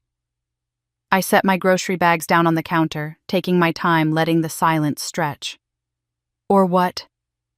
Or you can continue this vindictive crusade and lose what's left of your family forever. Lydia is already devastated, pregnant, and facing unemployment. Your stepmother won't speak to you, and I'll make sure every door that could open for you in this city stays firmly closed. I still have connections, Jillian. I can make your life very difficult. I leaned against my kitchen counter, studying the man who'd raised me, and asked the question that actually mattered. Why are you really here? You don't care about family, you never have. You didn't care when Mom was dying alone except for me. You didn't care when Lydia was stealing my work. You didn't care at the wedding when you called me the family disgrace. So what's actually scaring you right now? His jaw tightened, and for a moment I thought he might stick to his script, might keep pretending this was about protecting family unity. But then his mask slipped, and I saw the raw self-interest underneath. Because if you keep digging, if you bring journalists and auditors and public attention to this family, you won't just expose Lydia. You'll expose me. The words came out harsh and defensive. The community development fund I've managed for the past 5 years has some irregularities. I didn't steal, not exactly, but I redirected $80,000 to help Lydia with her house down payment. I was planning to pay it back, but with the wedding expenses and everything happening now, I haven't been able to replace it yet. He moved toward me, his voice taking on a pleading quality I'd never heard before. If there's scrutiny on this family right now, if auditors start looking at everything I touch, they'll find those transfers. I could face criminal charges, Jillian. Embezzlement from a public fund. I could go to prison.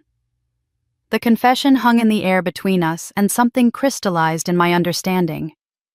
All these years I'd told myself that he favored Lydia out of love, that perhaps she was simply more lovable than I was, more deserving of his attention and support. But now I saw the truth with painful clarity. He didn't favor Lydia out of love. He favored whoever served his interests, whoever made him look good, whoever he could control and manipulate into maintaining the image he wanted to project. A strange calm settled over me, the kind of clarity that comes when you finally stop lying to yourself about who people really are. You want to know why I'm doing this? I said, my voice quiet but steady. It's not revenge, though. God knows I'd be justified in that. It's not even about the career you helped Lydia steal, though that matters. It's because Mom died thinking she failed me, believing she wasn't strong enough to protect me from you. When the truth is, she's the only one in this family who never failed me. She's the only one who loved me without conditions, without calculations about what I could do for her reputation. I walked to the door and opened it, my hand steady on the knob. You stole my inheritance. You enabled Lydia to steal my work. You threatened Mom into silence when she tried to defend me. You made her last months on Earth consumed with guilt over your choices. And now you want me to disappear quietly so you can avoid facing consequences for embezzling from a fund meant to help people in need. My father's face had gone red, his hands clenching into fists at his sides. So that's your answer? You're going to destroy your own family? No, Dad. I won't take your money. I won't disappear. I'll do exactly what Mom was too tired and too sick to do. I'll make sure everyone knows exactly who you really are. Not who you pretend to be at Chamber of Commerce meetings or charity golf tournaments, but who you actually are when no one's watching. His expression hardened into something cold and final. Then you're not my daughter anymore. The words should have hurt, but instead I felt something like relief, like a burden I'd been carrying my whole life finally being lifted. I haven't been your daughter since the day you decided I was worth less than Lydia, worth less than your reputation, worth less than your comfort. I'm just finally accepting it. Now get out of my apartment. He stood there for another moment, perhaps expecting me to break, to take back my words, to cave under the weight of his rejection, the way I'd always done before. When I didn't move, didn't speak, just held the door open with my face set like stone, he walked past me without another word. I closed the door behind him and locked it, then stood with my back against it, feeling my heart hammering but my resolve solid as bedrock. He'd offered me silence in exchange for money, but some truths are worth more than gold, and I'd just priced mine at priceless. After my father left, I spent the rest of that evening sitting at my kitchen table with my mother's recipe box open in front of me, running my fingers over her handwriting on those worn index cards. Each recipe carried a memory, her hands showing me how to fold dough, her voice explaining why you never overmix muffin batter, her smile when something came out of the oven perfectly. The next morning, I made a decision that had nothing to do with revenge or justice or proving anything to anyone. I decided to bake.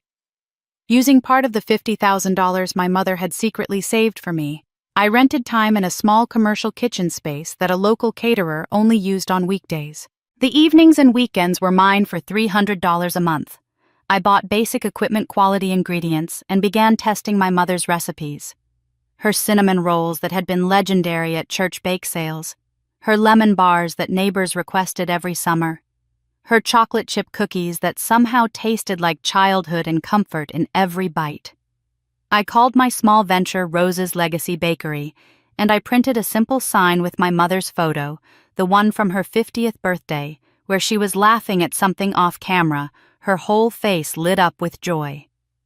That Saturday morning, I loaded everything into my car and drove to the Riverside Farmers Market, claiming a small booth space between a vegetable farmer and a woman who made handcrafted soaps. I didn't have fancy packaging or professional signage. I had my mother's recipes in disposable containers with handwritten labels and prices that barely covered my costs. But when the first customer, a woman in her 60s with kind eyes, bought a container of cinnamon rolls and asked about the photo, I told her the truth. My mother had been a nurse and volunteer who'd spent her life caring for others, and these were her recipes, her legacy, the love she'd baked into every batch. The woman's eyes filled with tears. My mother had a recipe box, too. She's been gone 10 years, and I still can't bring myself to open it. She bought 3 more containers to share with her book club. By noon, I'd sold out of everything. Not because my baking was revolutionary or because I was some culinary genius, but because people responded to the authenticity of it, the simple story of a daughter honoring her mother's memory through the act of creation rather than destruction. The second weekend was busier. Word had spread somehow, and people started showing up specifically looking for Rose's legacy. But what shocked me was when Mrs. Harding approached my booth, an elderly woman I vaguely recognized from my mother's church. She picked up a package of lemon bars and said, "Rose used to bring these to my husband when he was dying of cancer. Every Tuesday for 6 months, she'd show up at our door with these lemon bars and sit with him so I could go to the grocery store or just take a walk and breathe. She never asked for anything, never made a fuss. Just showed up." Then came Mr. Chen, who told me my mother had babysat his 3 children for free every Thursday night for 2 years, so his wife, a single mother after a difficult divorce, could work a second shift to keep their house. "Your mother wouldn't take a penny," he said, shaking his head. "She said seeing my kids happy was payment enough." A young woman named Rachel, who couldn't have been more than 25, told me my mother had tutored her in math throughout high school after every other tutor had given up. "I have a learning disability and everyone treated me like I was stupid. Rose treated me like I was smart, but learning differently. I'm an accountant now because of her." Story after story, weekend after weekend, I learned about the breadth and depth of my mother's quiet kindness. She'd touched dozens of lives in ways she'd never advertised, never used for social currency or reputation building. She'd simply seen needs and filled them, seen pain and eased it, seen people and loved them. Mrs. Grant, who came every Saturday, now told other vendors, "Rose's daughter is nothing like what that family says about her. She's her mother's child through and through." The community began forming its own opinion of me based on what they saw, rather than what they'd been told, and I felt something shifting in how people looked at me, not with pity anymore, but with respect. On my sixth weekend at the market, a distinguished-looking man in his early 70s approached my booth near closing time. He introduced himself as Roberto Martinez, and the name rang a bell, though I couldn't place why. He studied my mother's photo for a long moment before speaking. 15 years ago, my wife Elena suffered severe postpartum depression after our daughter was born, he said quietly. She couldn't bond with the baby, couldn't sleep, could barely function. The doctors prescribed medication, but what saved her life was your mother. Rose volunteered with a postpartum support program, and she came to our house 3 times a week for 4 months. She'd hold the baby so Elena could rest. She'd listen to Elena talk about the darkness she was feeling. She'd remind my wife that what she was experiencing was an illness, not a moral failing. His voice grew thick with emotion. When Elena finally came back to herself, when she could look at our daughter and feel love instead of terror, we tried to thank your mother properly. We offered money, offered to make a donation in her name, offered everything we could think of. She refused it all. She said, "The reward is seeing Elena smile again. That's all the thanks I need." He pulled a business card from his wallet and handed it to me. Roberto Martinez, CEO of Martinez Holdings. I recognized the name. Now he was one of the wealthiest men in the region, known for his philanthropic work.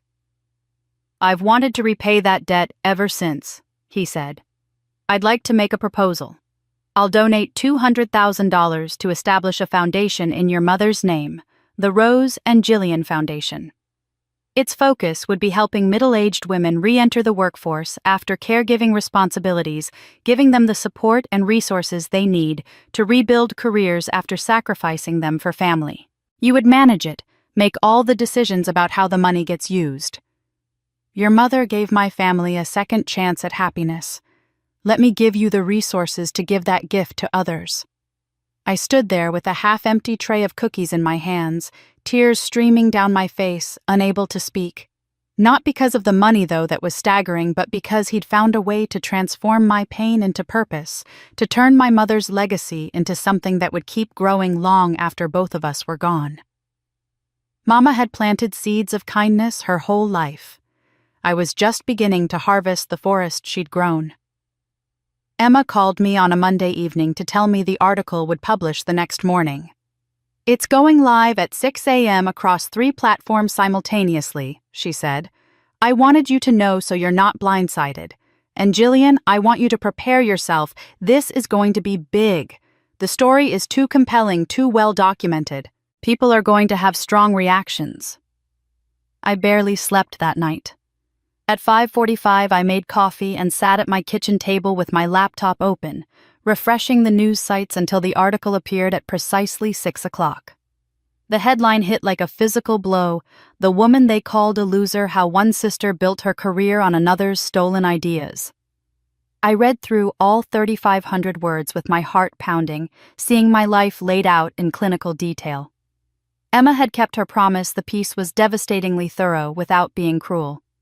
She presented Sarah's metadata analysis in terms anyone could understand, included testimony from 3 former colleagues who confirmed my innovative thinking and strategic approach, featured screenshots of Lydia's own social media posts that contradicted her timeline claims, and showed side-by-side comparisons of my draft emails and Lydia's presentations. The evidence was irrefutable, presented with such careful documentation that even someone predisposed to doubt would have trouble finding holes in the narrative. What struck me most was how Emma had framed me in her writing. She didn't paint me as a victim or a martyr. She interviewed me as a professional whose work had been appropriated, quoting my explanations of marketing strategy in a way that demonstrated expertise rather than grievance. The article never called Lydia a thief or used inflammatory language. It simply presented the facts and let readers draw their own conclusions. By the time I left for the farmer's market that morning, the article had 20,000 views. When I checked again at noon, it was at 200,000. By 3 in the afternoon, when I was packing up my booth, it had hit 500,000. My phone had been buzzing all day with notifications I'd been ignoring, but when I finally looked, I saw that social media had exploded. A hashtag had started trending, "The Real Jillian Lowe." Marketing professionals were sharing the article with outraged commentary about workplace ethics. Business school professors were posting about using it as a case study. Podcasters were requesting interviews. The comment sections were filled with people sharing their own stories of stolen credit and appropriated work. "This is every woman's nightmare," one highly shared comment read, "doing the invisible work while someone else collects the visible credit." Former colleagues from both my old firm and Lydia's company began emerging with their own observations. Two people who'd interviewed at Mitchell & Associates posted that Lydia had described their ideas back to them during interviews as if they were her original concepts. The story was growing beyond our family drama into a broader conversation about intellectual property, workplace ethics, and the dynamics of who gets believed when credit is disputed. I was loading the last box into my car when my phone rang with Lydia's number. I almost didn't answer, but something made me pick up. "You destroyed me." Her voice was raw, hoarse, from what sounded like hours of crying or screaming, I couldn't tell which. "The company called this morning. I'm fired for real this time, effective immediately. No severance, no references, nothing." Marcus is talking to a divorce lawyer. His parents called me a con artist to my face. There are people outside my house taking pictures, reporters trying to get comments. My baby is going to grow up knowing their mother is a public joke because of you. I leaned against my car, feeling strangely calm despite the venom in her voice. "I didn't destroy you, Lydia. I just stopped letting you build your life on top of my buried one. Everything in that article is true. You know it's true. You could have admitted it at any point during the company investigation, during our phone call at 2 a.m, during any of the chances you had to choose honesty. You chose to double down instead. You chose to post on social media calling me mentally unstable. You chose to keep lying. And now you're facing what I've faced for years, people judging you based on facts." "I'm 8 weeks pregnant and unemployed," she said, her voice dropping to a whisper. "What am I supposed to do?" The question hung in the air, and I thought about all the times I'd asked myself that same thing. When I'd left my career to care for our mother and came back to find my professional reputation in ruins. When I'd struggled to pay rent on my meager savings. When I'd watched her accept praise for work I'd created while I was called the family disgrace. "The same thing I did when you and Dad left me with nothing," I said quietly. "Figure it out." But this time Lydia tried doing it honestly. Try building something that's actually yours instead of stolen from someone else. Try being the person your child deserves to have as a mother. "I hate you," she whispered. "I know, but someday when you're ready to be honest with yourself, you'll realize I didn't do this to you. You did it to yourself. I just stopped covering for you." She hung up without another word. I drove home through evening traffic, watching the view count on Emma's article climb past 600,000. My phone was full of interview requests, messages from former colleagues, emails from women sharing their own stories of stolen credit. The article had struck a nerve that went far beyond my personal situation. That night, a marketing podcast with over 1 million subscribers announced they'd be doing a full episode on intellectual property theft in professional services, using my story as the centerpiece. A television producer reached out, asking about documentary rights. 3 universities requested permission to include the case in their business ethics curricula. The story had taken on a life of its own, spreading through social media and professional networks faster than anyone could have predicted. Lydia's carefully constructed image was unraveling in real time, and there was nothing she or my father or anyone else could do to stop it. The truth went viral, and there was no algorithm in the world that could bury it again, no matter how hard they tried to refresh their way out of reality. 2 days after Emma's article went viral, I was reading through the endless stream of comments on the various platforms where it had been published when one particular post caught my eye. The username was Concerned Citizen 47, and the comment was brief but explosive. "If you're investigating the daughter, you should investigate the father. Strange fund transfers from the Riverside Community Development Fund in 2022. Check the public records, something doesn't add up." Within hours, other people had taken up the challenge. The comment section became an impromptu investigation with journalists and amateur sleuths posting links to quarterly reports from the community fund. The fund was supposed to be transparent, a model of public accountability, but several people noted that the reports from 2022 and 2023 contained unusually vague line items. Administrative redistribution for $15,000. Emergency community loans for $12,000. Consultation fees for various amounts, none with clear recipients or documentation of services rendered. A forensic accountant who identified herself as a CPA with 20 years of experience volunteered to review the publicly available information. She posted a detailed thread breaking down the transfers in language anyone could understand. These patterns are consistent with embezzlement or misappropriation of funds. The timing, the amounts, the vague descriptions, all red flags. Someone should be asking where this money actually went. By the end of the week, the regional IRS office had apparently been monitoring the growing public concern and announced a formal audit of the Riverside Community Development Fund. The local news picked up the story, and suddenly my father's face was appearing on evening broadcasts, his carefully cultivated image as a community leader now under intense scrutiny. The audit results came back faster than anyone expected, probably because so much of the groundwork had already been done by the amateur investigators online. What they found was damning $80,000 transferred over an 18-month period from the community fund into accounts linked to a shell company called Hart Consulting Services. The company had no employees, no office, no actual services rendered. It existed only on paper, and its bank account was co-owned by my father and Lydia. The money had been withdrawn in a series of transfers and used as the down payment for Lydia's house in the upscale neighborhood where she'd been living when everything fell apart. My father had apparently planned to gradually replace the money to make it look like a short-term loan that would never be noticed. But he'd never managed to pay any of it back, and now it was exposed as exactly what it was: theft from a fund specifically designated to help low-income residents with housing assistance. The irony was almost too perfect. My father had stolen money meant to help poor people afford housing so that his daughter could live in luxury. The local news ran the story with a headline that must have killed him: community leader accused of stealing from the poor to enrich his family. They interviewed residents who'd been denied assistance from the fund people, who'd been told there wasn't enough money to help with their rent or mortgage payments while my father was funneling cash to Lydia. That evening, my doorbell rang. When I looked through the peephole, I saw my father standing in the hallway, and the man I saw bore little resemblance to the one who'd shown up weeks earlier with threats and ultimatums. This version of my father was hunched, his face gray, his expensive polo shirt wrinkled, as if he'd been wearing it for days. I opened the door and he practically stumbled inside, looking around my modest apartment, like a man seeing it for the first time really seeing it.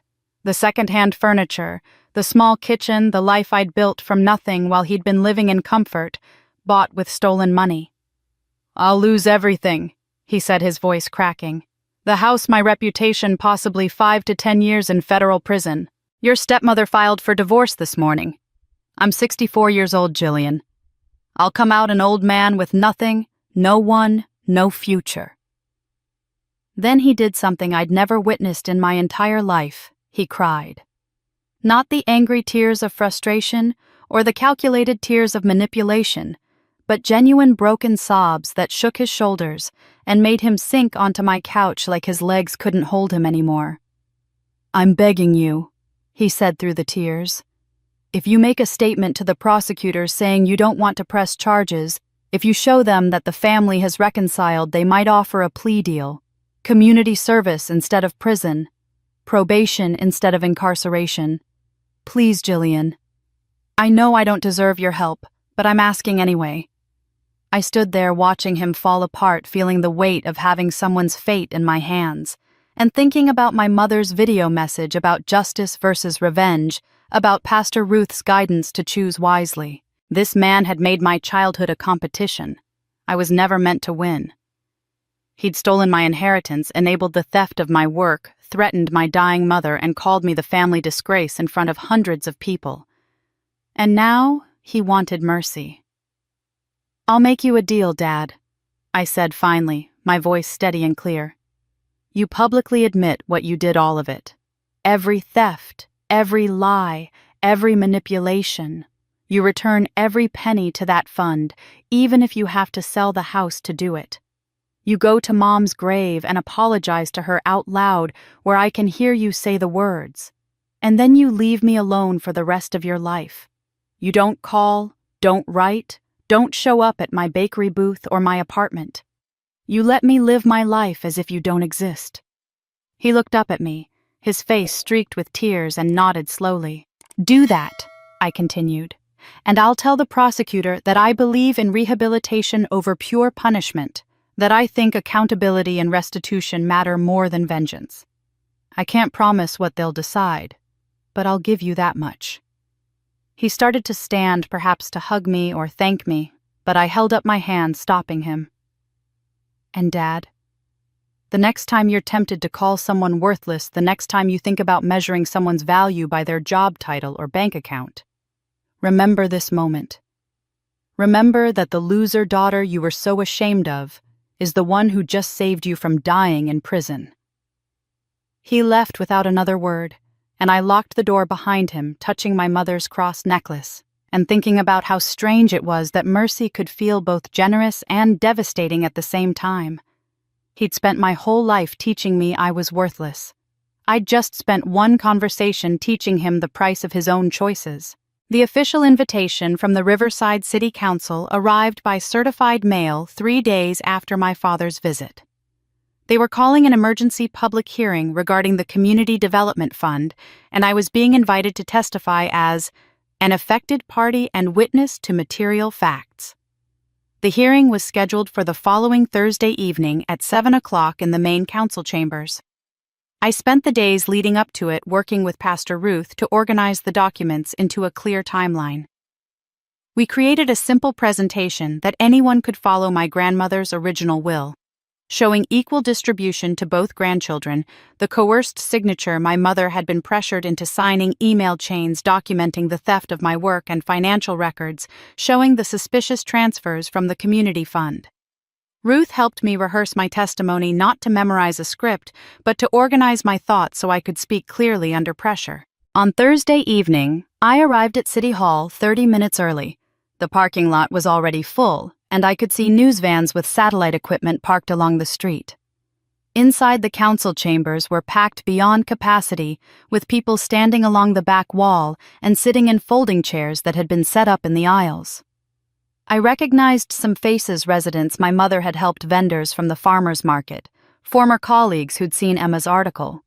But most were strangers, community members who felt betrayed by what my father had done with funds meant to serve them. I took my seat in the front row wearing a simple navy dress and my mother's cross necklace, carrying a photo of her that I'd brought from home. The photo showed her in her volunteer nurse uniform, smiling at the camera with that expression of gentle strength that had defined her. I set it on the seat beside me like she was there in spirit, if not in body. The council members filed in looking somber and businesslike, clearly aware that the media attention meant every word tonight would be scrutinized. The council president, a woman named Margaret Santos, whom I'd never met, called the session to order and explained that they would hear testimony regarding allegations of fund misappropriation, then vote on appropriate actions. When she called my name, I stood and walked to the podium with the photo of my mother in one hand and my organized documents in the other. The room fell silent, and I could feel hundreds of eyes on me, but I focused on the council members and began to speak. "My name is Jillian Lowe. I'm here tonight not to seek revenge against my family, but to speak truths that my mother couldn't speak before she died." My voice was steady, clearer than I'd expected. I walked them through the timeline methodically, holding up documents as I referenced them. My grandmother's will, the signature my mother had been coerced into providing, the pattern of intellectual property theft that had been documented and verified, the financial records showing $80,000 diverted from community funds into accounts connected to my father and sister. I spoke for 12 minutes, and in that time the room remained absolutely silent, except for my voice. When I reached my conclusion, I set down my papers and spoke directly to the council members. I'm not here because I want to see anyone punished for the sake of punishment. I'm here because my mother spent her final months knowing these truths and feeling powerless to speak them. She died believing she'd failed me by staying silent, by choosing what she thought was family peace over what was actually justice. I'm speaking now for her and for everyone in this community who trusted my father with resources meant to help the most vulnerable among us. I paused, looking out at the faces in the crowd, seeing people nodding in agreement. Justice isn't about making people suffer. It's about accountability. It's about acknowledging that actions have consequences and that those consequences matter to real people. The money my father took wasn't just numbers on a spreadsheet.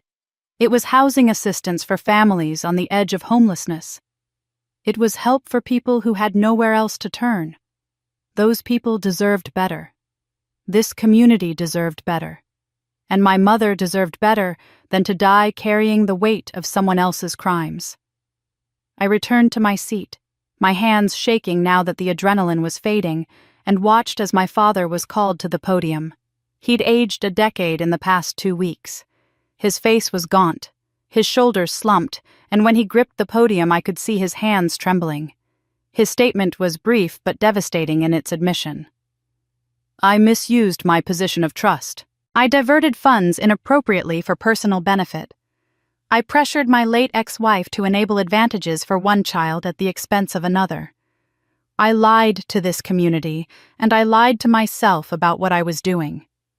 His voice broke, and he had to pause before continuing. I publicly apologize to the residents whose trust I violated and whose needs I ignored. I apologize to my daughter Jillian, whom I wronged repeatedly and called the family disgrace when she was the only one acting with integrity. And I apologize to my late wife Rose, whose goodness I exploited and whose memory I've dishonored. The council deliberated for less than 30 minutes before returning with their decision.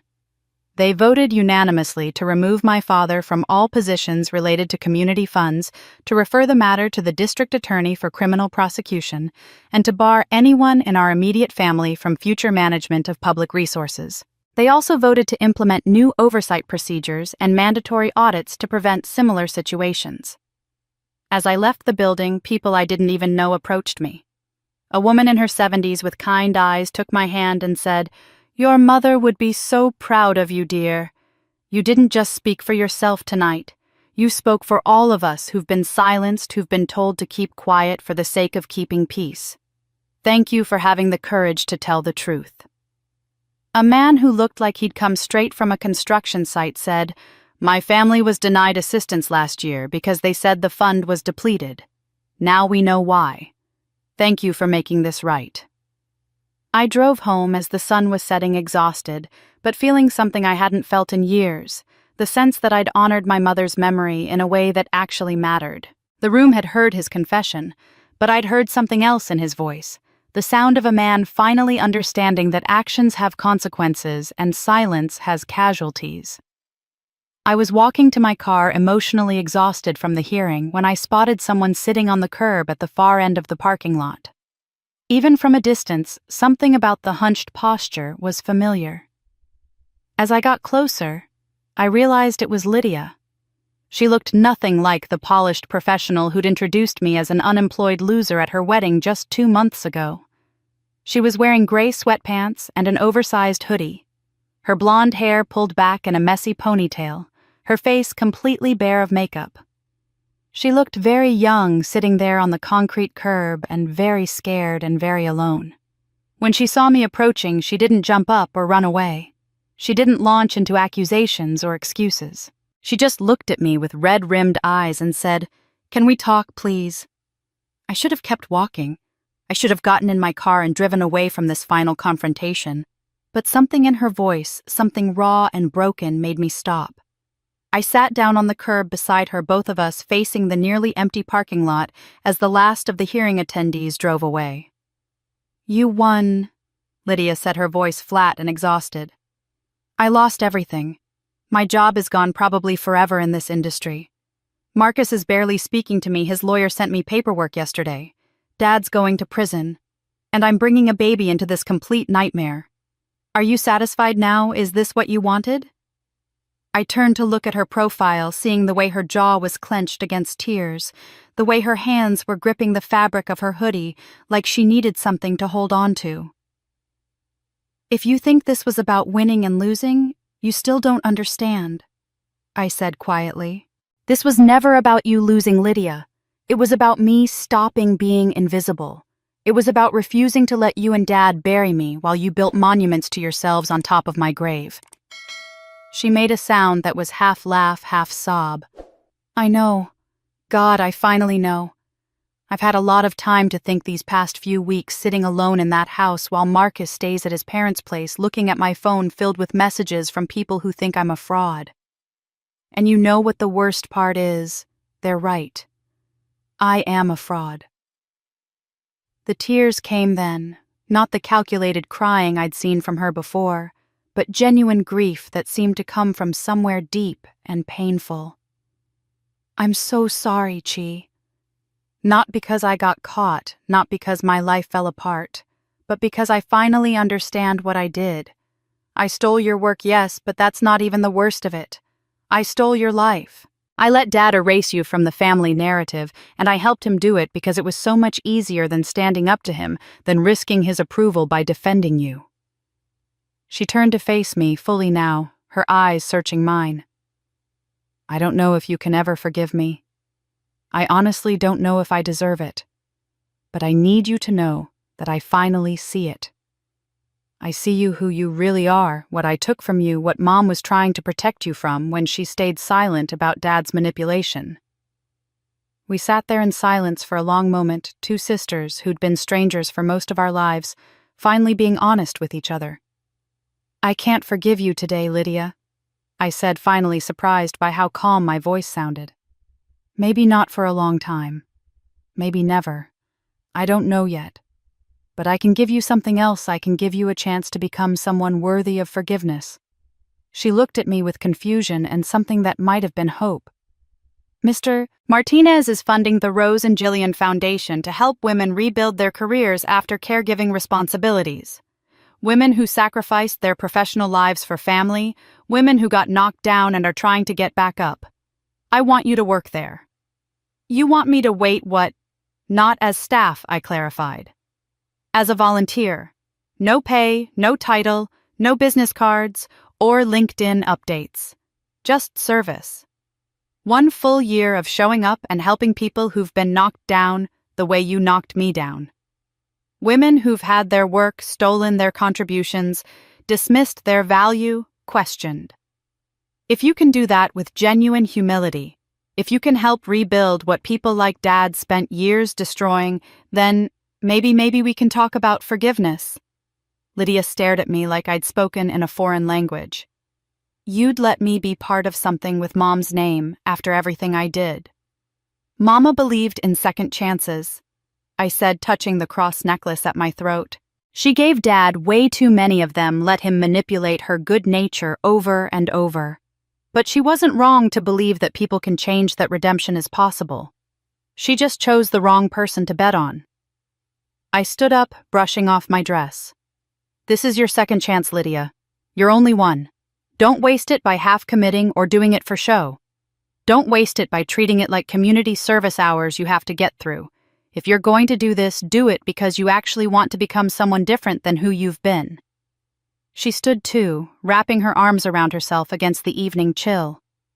What if I mess it up? What if I'm not good at it? Then you'll fail, I said simply. And you'll have to live with that, just like I've had to live with all the ways you and Dad failed me. But at least you'll have tried. At least you'll have chosen something other than taking the easy road. When do I start? The foundation officially launches next month. Show up on opening day, and we'll find out if you mean any of this. She nodded, wiping her eyes with the sleeve of her hoodie. Gee, thank you for this chance. I know I don't deserve it. You don't, I agreed. But Mom would have given it to you anyway, so I'm giving it in her name, not yours. Don't make me regret it. I walked to my car and drove away, watching Lydia in my rearview mirror as she stood alone in that parking lot. And I thought about what Pastor Ruth had said about mercy and justice, about how the hardest thing is knowing when to extend grace to people who've hurt you. Forgiveness isn't a moment. It's 1,000 small choices to not let hatred win, and I just made the first one. 2 weeks after the city council hearing, Pastor Ruth called to ask if I could come to her office for a formal meeting. "There's someone I'd like you to meet," she said, her voice carrying a weight that told me this was significant. The family attorney. It's time. When I arrived at the church, Ruth was waiting with a man in his 60s wearing a gray suit, his briefcase open on the desk between them. He introduced himself as Thomas Brennan, the attorney who'd managed my grandmother's estate for 3 decades. Ruth gestured for me to sit, and I could see something like relief in her eyes, as if she'd been carrying a burden for a long time and was finally able to set it down. "Your grandmother was a shrewd woman," Ruth began, her hands folded in her lap. "She knew your father's character long before your mother married him. She saw how he treated people when he thought no one important was watching, how he measured worth by bank accounts and job titles. When she established her will, the one that left $300,000 to be split between you and Lydia, she also created something else, a separate trust that no one knew about except me and Mr. Brennan here." The attorney pulled a document from his briefcase, the paper aged but still crisp, and slid it across the desk. I could see my grandmother's signature at the bottom, dated more than 30 years ago when I was just a child. "The trust had very specific conditions," Ruth continued. "The inheritor had to demonstrate what your grandmother called moral courage in the face of family pressure, and the ability to choose truth over convenience. She gave me sole discretion as trustee to determine when and if those conditions were met. And Jillian, I've been watching you very carefully these past months." Mr. Brennan opened an envelope and pulled out a statement showing an account I'd never known existed. The original deposit had been $300,000, the same amount as the inheritance my father had stolen. But invested carefully over the years, it had grown to $347,000. "I couldn't release the funds until I knew you'd passed the ultimate test," Ruth said, her voice gentle but firm. "Would you use truth to heal or to harm? You had every weapon you needed to destroy your father and sister completely. You could have sold your story to tabloids for more money. You could have sued them into bankruptcy. You could have reveled in their public humiliation, posted about it on social media, turned their suffering into entertainment." She leaned forward, her eyes holding mine. "Instead, you told the truth and let consequences unfold naturally. You offered testimony without vindictiveness. You gave your sister a chance at redemption she hadn't earned. You showed mercy to your father when he begged for it, even after everything he'd done. That's what your grandmother meant by moral courage, the strength to seek justice without becoming cruel, to stand in truth without weaponizing it." I felt tears streaming down my face, overwhelmed by the realization that my grandmother had seen all of this coming, had planned for it decades before it happened. "The money is yours now," Ruth said. "But more importantly, you've earned something money can't buy. You know exactly who you are, Jillian. You know your worth isn't determined by your father's opinion or your sister's theft or anyone else's judgment. That knowledge, that unshakable sense of self, that's the real inheritance." Mr. Brennan cleared his throat gently. "There's one more thing. Your grandmother included a letter to be given to the heir when the trust was activated. She wrote it before you were born, but when you read it, you'll understand that she was writing to you specifically." He handed me an envelope yellowed with age, my name written on the front in handwriting I barely remembered, but somehow recognized in my bones. I opened it with shaking hands and unfolded the single page inside. "To the grandchild reading this," the letter began, "you've faced a choice between being right and being kind, between justice and revenge, between truth and peace. If you're holding this letter, you chose wisely. Money can be stolen, careers can be derailed, reputations can be attacked, but character cannot be taken, only surrendered. You didn't surrender yours. Use these resources not just to rebuild your life, but to build a life worth living. One your children's children will be proud to inherit not in dollars, but in example. The world will try to teach you that strength means hardness, that survival means becoming like those who hurt you. Prove them wrong. Be strong enough to stay soft, successful enough to stay generous, hurt enough to stay kind anyway. Love always, Nana Grace. I sat there crying, holding this letter from a woman who'd been dead for over a decade, feeling her love and wisdom reaching across time to catch me just when I needed it most. She saw his nature, I whispered. She knew what he was, and she built a safeguard for whichever grandchild would refuse to become like him. She did, Ruth confirmed. The trust wasn't just money, it was a test and a blessing combined. I signed the transfer documents with Mr. Brennan witnessing, and then I made my decisions quickly, knowing they were right because they felt like something my grandmother and mother would have done. $150,000 goes to the Rose Foundation, I told them.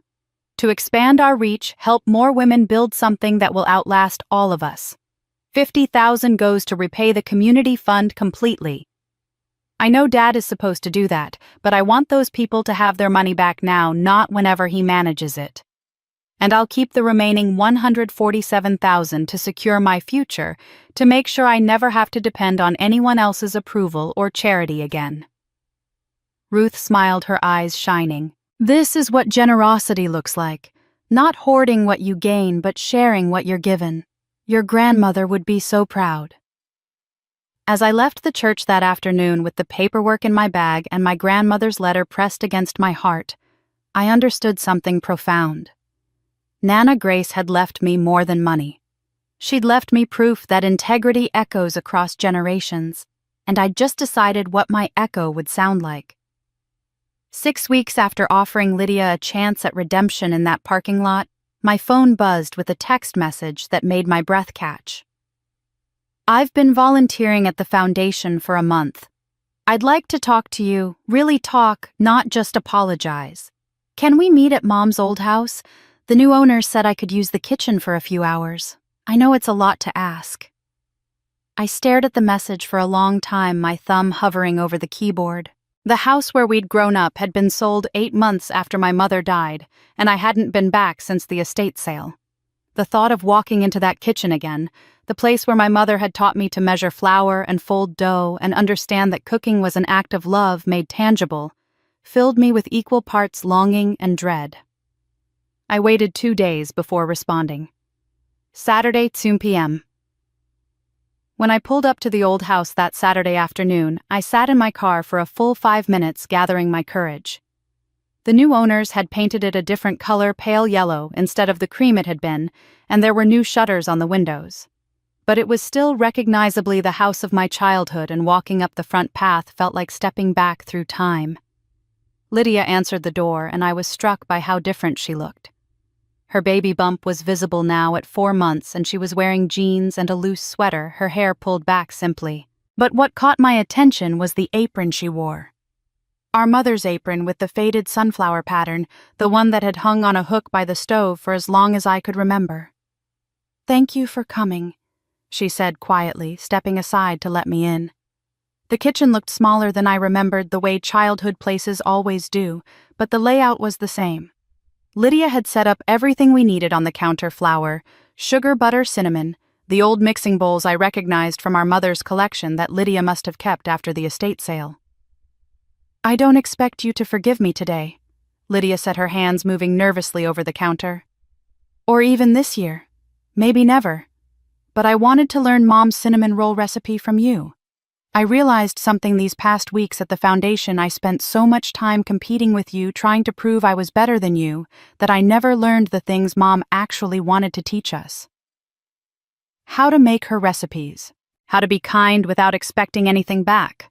How to measure worth by what you give instead of what you take." I set down my purse and washed my hands at the sink, the familiar routine calming my racing heart. "Okay, let's start with the dough." We worked in silence, at first my hands showing hers the way our mother's hands had once shown mine. How much flour to add gradually, so the dough doesn't become tough. How to knead just until it becomes smooth and elastic, not overworking it. How to tell by touch when the texture is right. As our hands moved through the familiar motions, something began to shift in the silence. It stopped being awkward and became almost meditative, the rhythm of the work creating a space where words could finally flow naturally. "I'm in therapy now," Lydia said as we rolled out the dough. "Twice a week. My therapist asked me to write down all the ways Dad made me feel like I had to be perfect, had to be better than you, had to prove my worth constantly. It took me 4 sessions to finish the list." She paused, her hands stilling on the rolling pin. "I'm beginning to understand that my insecurity wasn't your fault. It was his projection, his need to pit us against each other so he could control both of us by making us compete for scraps of his approval." I brushed melted butter across the dough, then sprinkled the cinnamon sugar mixture the way my mother had taught me. "He made you believe your worth came from being better than me, instead of just being yourself." "Yes," she whispered, "and I let him. I chose that easy path instead of questioning why love in our family had to be a competition." We rolled the dough carefully, cut it into sections, and placed the rolls in the pan. As we slid them into the oven and set the timer, the kitchen began to fill with the scent that defined my childhood: cinnamon and yeast and butter, the smell of Saturday mornings and holiday breakfasts, and my mother's love made visible. That's when we both started crying. Not the angry tears or guilty tears we'd shed before, but something deeper. The shared grief of 2 daughters who'd lost their mother and were only now, months too late, beginning to understand what she'd been trying to give them. "I miss her so much," Lydia said, her voice breaking. "I never got to apologize to her for being part of how Dad treated you, for standing by while he called you worthless, for taking what was yours and letting him convince me I deserved it." I wiped my eyes with the corner of the sunflower apron.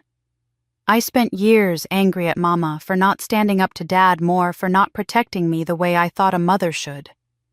But watching you struggle to stand up to him even now, seeing how hard it is to break free from his manipulation, even after everything that's happened, I finally understand. She wasn't weak. She was trapped in ways I didn't see because I was trapped too. And she did the bravest thing she could. She left me a map out, the USB drive, the evidence, the connections to people who could help. She couldn't fight while she was alive, so she fought from beyond. The timer went off and we pulled the cinnamon rolls from the oven, golden and perfect, exactly the way our mother used to make them. We sat at the small kitchen table, the same one where we'd eaten countless meals as children, and ate warm cinnamon rolls with our fingers, not bothering with plates. For the first time in decades, we weren't sisters divided by competition and resentment. We were just 2 daughters missing their mother, finding their way back to each other in the space where her love had always been most present. Forgiveness isn't one conversation, I told Lydia, watching her cradle her growing belly with one hand while she ate with the other. It's 1,000 small moments of choosing not to hate you. This is one of those moments. She nodded, tears still streaming down her face. I'll earn the other 999, however long it takes. We couldn't get back the years we lost, couldn't undo the pain or erase the betrayal. But in Mom's kitchen, surrounded by the smell of cinnamon and grace, we found something better, a place to start. 3 months after that afternoon in our mother's kitchen, Lydia had become a regular presence at the Rose Foundation. I saw her there most days when I came in, sitting with women twice her age and listening to their stories of interrupted careers and lost opportunities. She helped them update resumes, practiced interview questions with them, and ran a support group for women dealing with workplace betrayal. She showed up even on days when her pregnancy made her exhausted, even when I could tell the emotional weight of the work was crushing her. One evening, as I was locking up the office, Lydia asked if we could talk. She looked nervous, her hands fidgeting with the strap of her bag. I want to make a public apology video, she said without preamble. Not because anyone's forcing me, not because I'm trying to get my old life back, but because the women I'm helping here deserve to know I understand what it means to be discredited, to have to start over from nothing, to carry the weight of other people's judgments. I felt immediate skepticism rise in my chest. Public apologies can look like image rehabilitation, Lydia. They can feel performative even when they're sincere. How do I know this is real and not just another calculated move? She met my eyes steadily. You don't. But the women at the foundation know. They've watched me show up every single day for 3 months. They've seen me cry in the bathroom when the stories get too heavy. They've heard me actually listen instead of just waiting for my turn to talk. Ask them if it's real. So I did. I pulled aside 3 women who'd been working closely with Lydia Margaret, a 58-year-old former accountant trying to re-enter the workforce after caring for her husband through cancer, Sophia, a 42-year-old who'd lost her teaching career when a colleague took credit for her curriculum redesign, and Patricia, a 61-year-old engineer whose ideas had been systematically attributed to male colleagues for decades. Margaret spoke first. Your sister is broken in the right way. Broken open, not broken down. She's not trying to fix herself by helping us. She's helping us because she finally understands what she broke in you. Sophia added, I've seen a lot of people do community service hours because they have to. Lydia's not doing hours. She's doing the work, the real internal work of becoming someone different. Patricia, who'd been the most skeptical of Lydia when she first arrived, said simply, She's earned her place here. Let her speak. So I gave Lydia permission, though I insisted on one condition: it had to be genuine, unscripted, and completely honest. No public relations team, no carefully crafted messaging, no attempt to soften the truth. She recorded it in one take at the foundation office, sitting in a plain chair against a blank wall. She wore a simple gray sweater, no makeup, her hair pulled back 5 months pregnant and showing it. She looked directly at the camera and spoke for 10 minutes without stopping. My name is Lydia Hart. She began, her voice steady but not rehearsed. I built my career on work I stole from my sister Gillian Lowe. I'm not here to make excuses or seek sympathy or explain away what I did. I'm here to take full accountability for choices I made repeatedly over 5 years. She detailed everything: how our father had convinced her that using my abandoned ideas wasn't really stealing, how she'd rationalized each appropriation by telling herself I'd given up my right to the work when I left my career, how she'd chosen comfort and advancement over integrity again and again. She didn't spare herself or try to make herself sympathetic. The hardest part isn't that I got caught, she said, her voice wavering slightly but not breaking. It's that I now understand the cost of what I did. While I was collecting promotions and praise and building a reputation, my sister lost opportunities, lost credibility, lost years of her life she can never get back. She sacrificed her career to care for our dying mother, and I used that sacrifice as an opportunity to take what was hers.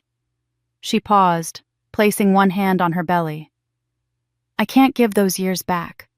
I can't undo the damage, but I can do 2 things.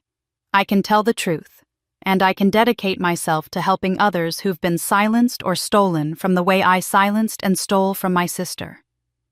I'm volunteering at the Rose Foundation, named for our mother, helping women rebuild careers after caregiving responsibilities or workplace injustice. If you've experienced intellectual property theft, if you've had your work credited to someone else, if you've been discredited or dismissed, please reach out.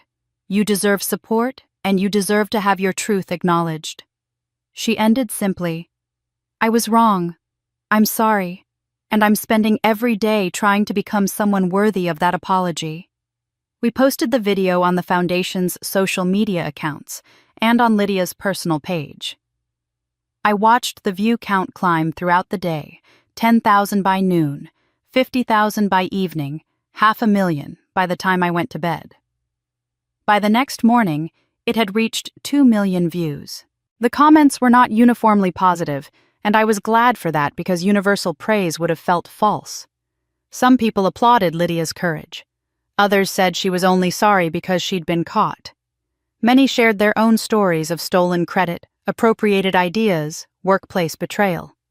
The conversation spread beyond our specific situation into broader discussions about intellectual property, about gender dynamics in professional advancement, about the courage required to speak truth when your own family is the source of injustice. The foundation's phone and email were overwhelmed. We received 347 new requests for assistance in 1 week. 3 universities reached out asking permission to use our case as a teaching tool in business ethics courses. A publisher sent me an email asking if I'd consider writing a book about the experience. But what struck me most deeply were the 5 women who came forward, former colleagues of Lydia from different companies over the years, thanking me for exposing a pattern they'd experienced, but felt powerless to report. "She did it to me too," one wrote. "Took my pitch in a meeting and presented it as her own the next day. I complained to HR and was told I was being overly sensitive about idea sharing in collaborative environments. Thank you for making people see that this is real, that it matters, that it has consequences." The story had grown beyond 2 sisters and become something larger. A conversation about systemic issues, about who gets believed, about the price women pay for being generous with their ideas in workplaces that reward visibility over substance. Lydia's apology didn't erase the past. It couldn't give me back those lost years, or undo the humiliation, or restore what had been taken. But it did something better. It created a future where truth mattered more than reputation, where accountability mattered more than image, where breaking open was recognized as stronger than staying closed. And that I realized as I read through messages from women finding their voices after years of silence was worth more than revenge ever could have been. 1 year after Lydia's apology video went viral, I stood in the newly renovated office space of the Rose Foundation, looking at the plaque Roberto Martinez had commissioned for the entrance. In memory of Rose Lowe, who taught us that the smallest acts of kindness can change everything. The foundation now employed 3 full-time staff members in addition to our volunteers, and we'd served over 200 women in 12 months. The walls were covered with photos, women at their new jobs, women receiving certificates from training programs, women smiling with the confidence that comes from being seen and supported. My phone buzzed with the notification from LinkedIn, another former colleague requesting to connect, the 5th one this week. A year ago, my professional network had been a graveyard of outdated contacts and unanswered messages.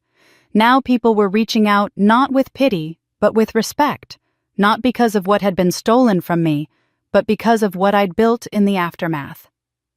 Regional business journals had featured the foundation with headlines that still felt surreal when I read them. From unemployed to unstoppable, how one woman turned betrayal into a movement. I'd reconnected with Sarah Chen, who now served on our advisory board. Marcus Grayson had introduced me to other philanthropists who contributed both funding and expertise. But the connection that had surprised me most was with David, a 52-year-old widower who'd started volunteering at the foundation 6 months ago, teaching interview skills to women re-entering the workforce. He'd lost his wife to breast cancer 3 years earlier and found purpose in helping others rebuild their lives after loss. We'd started having coffee after volunteer sessions, then dinner occasionally. It wasn't a whirlwind romance, neither of us needed that, but it was something real and gentle and unhurried. For the first time in my adult life, I was building a relationship defined by what I wanted, not by what someone else took or expected or demanded. I kept my mother's photo on my desk, the one from her 50th birthday where she was laughing with pure joy. Sometimes when the office was quiet, I'd talk to it. "We did it, Mama. We really did it. The foundation is helping women the way you always helped people, quietly, without fanfare, just showing up when they need someone to believe in them." The office door opened, and Lydia walked in, carefully balancing a car seat carrier. Inside was 6-month-old Rose, named for the grandmother she'd never meet. When Lydia had called to tell me she'd chosen that name, I'd cried for an hour. Tears of grief and gratitude tangled together in ways I couldn't separate. "I know I'm early for our lunch," Lydia said, setting the carrier down gently. "Rose wouldn't nap, and I thought maybe a change of scenery would help." I came around my desk to look at my niece, who had Lydia's blonde hair, but eyes that reminded me achingly of our mother's. "She's getting so big."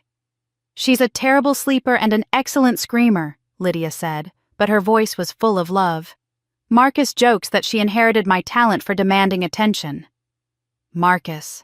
The fact that Lydia could mention her husband's name without pain was itself progress. They'd been in intensive marriage counseling for the past year, working through the betrayal and lies that had nearly destroyed their relationship. It was slow, difficult work, and there were still hard days, but they were both committed to rebuilding something honest, even if it looked nothing like what they'd had before.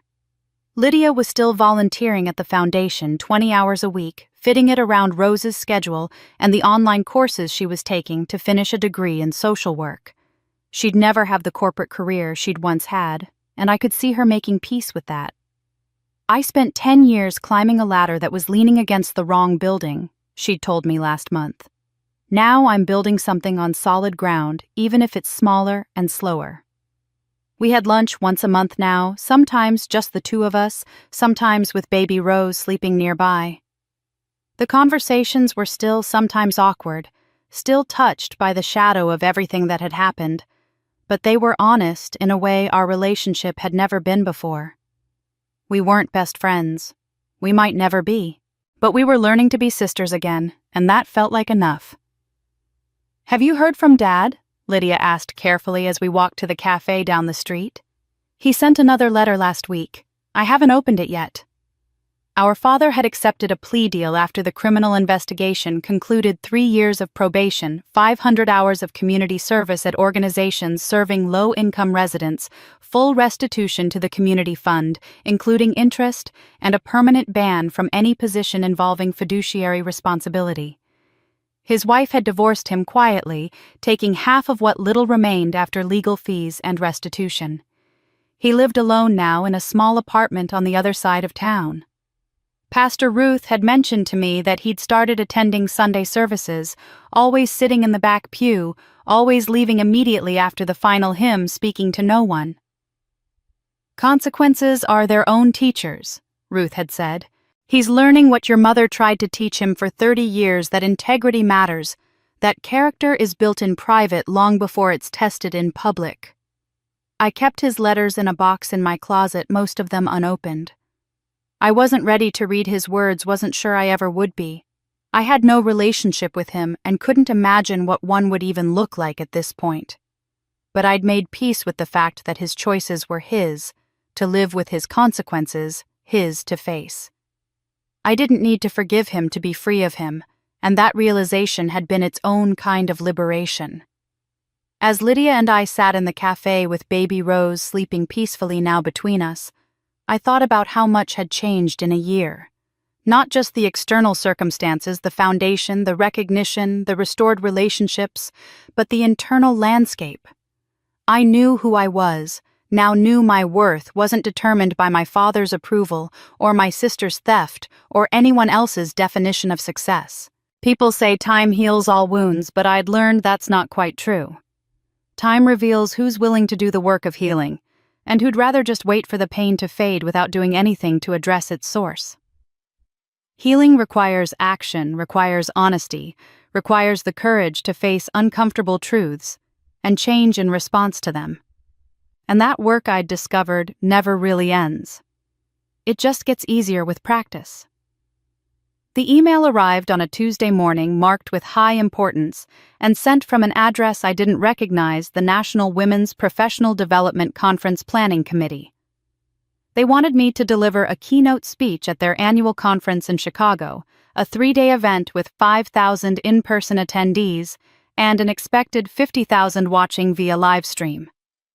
The proposed topic made my breath catch, from invisible to undeniable, reclaiming your narrative after professional setback. Meant. I stared at the invitation for a full 10 minutes, my heart racing with equal parts terror and disbelief. Public speaking had never been my strength. I was a strategist, someone who worked best behind the scenes crafting campaigns and analyzing data, not someone who stood in front of thousands delivering inspirational speeches. The thought of being on that stage, exposed and vulnerable, made my hands shake. I called Pastor Ruth that evening, needing her wisdom to sort through my fear. She laughed when I told her about the invitation, not unkindly, but with genuine delight. "Your mother once told me you were afraid of your own voice. This was years ago when you were still in high school. She said, Ruth Jillian has so much to say, but she's learned to keep quiet because speaking up in our house only brings criticism. But when she finally speaks when she's ready, the world better listen because she won't waste words. This is your moment to prove her right. I spent 3 weeks writing and rewriting the speech, filling my apartment with crumpled drafts and late nights fueled by tea and determination. I wanted to honor not just my own story, but the stories of every woman who'd walked through the foundation's doors. The accountant who'd been dismissed as too emotional when she reported harassment, the engineer whose innovations were consistently credited to male colleagues, the teacher who'd sacrificed her career for family and been told she was no longer relevant when she tried to return. The morning of the conference, I stood backstage in Chicago wearing a navy blue suit and my mother's cross necklace, listening to my introduction being read to 5,000 women seated in a convention center ballroom, knowing that 50,000 more were watching from their homes and offices. My hands were shaking, my mouth was dry. But when my name was called and I walked onto that stage, something shifted inside me. I looked out at the sea of faces, saw women of every age and background, and realized they weren't here to judge me. They were here because they'd seen themselves in my story, because they'd experienced their own versions of being made invisible, and they were hoping I could show them a way back to being seen. I began speaking, my voice steadier than I'd expected. They called me a loser at my sister's wedding. I started, and the room went completely silent. In front of 200 guests, my own family reduced me to a punchline, the unemployed failure, the family disgrace. And you know what? They were right about one thing. I was a loser, but not in the way they meant. I paused, letting that sink in before continuing. I lost the old version of myself who believed their lies about my worth. I lost the need for their approval that had shaped every decision I'd made for 37 years. I lost the fear of standing alone that had kept me silent when I should have spoken. And in losing all of that, I found something infinitely more valuable. I found myself. For the next 40 minutes, I told my story with unflinching honesty, but I focused less on the personal betrayal and more on the systemic issues that had enabled it. I talked about workplace cultures that reward visibility over substance, where the person who speaks loudest in meetings gets credit regardless of where the ideas originated. I talked about family dynamics that pit women against each other, teaching us that love is a competition with only one winner. I talked about the pressure women face to stay silent, to keep the peace, to make ourselves smaller so others can feel bigger.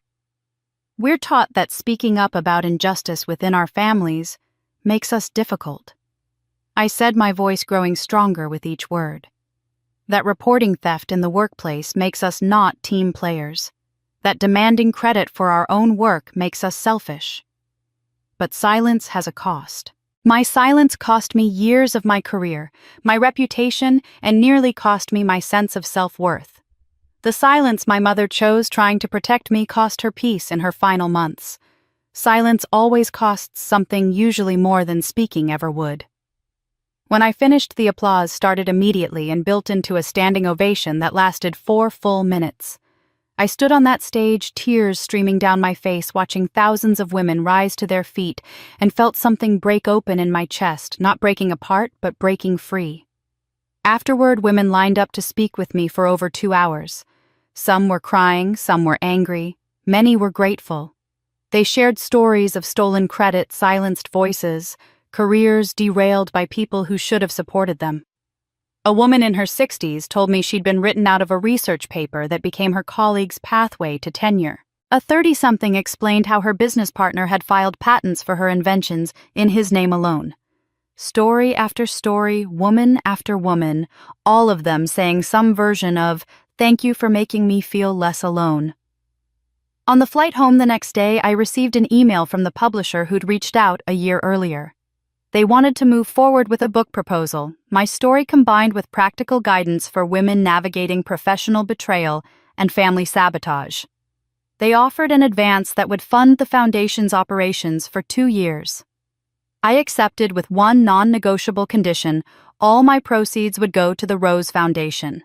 The publisher agreed immediately. As the plane began its descent, my phone buzzed with a text from Lydia. I watched your speech online. I'm so proud of you, Chi, and so sorry I made you have to fight to be seen. You were always the strongest one. Love, Lydia. It was the first time she'd signed a message with love in over a decade. I didn't respond right away. I just sat with the feeling of it being seen, being heard, being valued, not despite my story, but because of it. Being strong enough to speak my truth, and generous enough to help others find theirs. I'd spent 37 years learning to speak softly, so others could speak loud. But that conference taught me that my voice had never been weak just waiting for permission I didn't need to give myself. 3 years after that conference speech in Chicago, the Rose and Jillian Foundation, renamed at the board's insistence to include my name, now operated in 4 cities across the region. We'd helped over 1,000 women rebuild their careers, secured $2 million in grants, and employed a staff of 15 people who shared my mother's vision of quiet, persistent kindness transformed into systemic change. My book, The Woman They Called a Loser, had become a surprise bestseller featured on morning television shows and selected by book clubs nationwide. Publishers Weekly called it a masterclass in turning pain into purpose.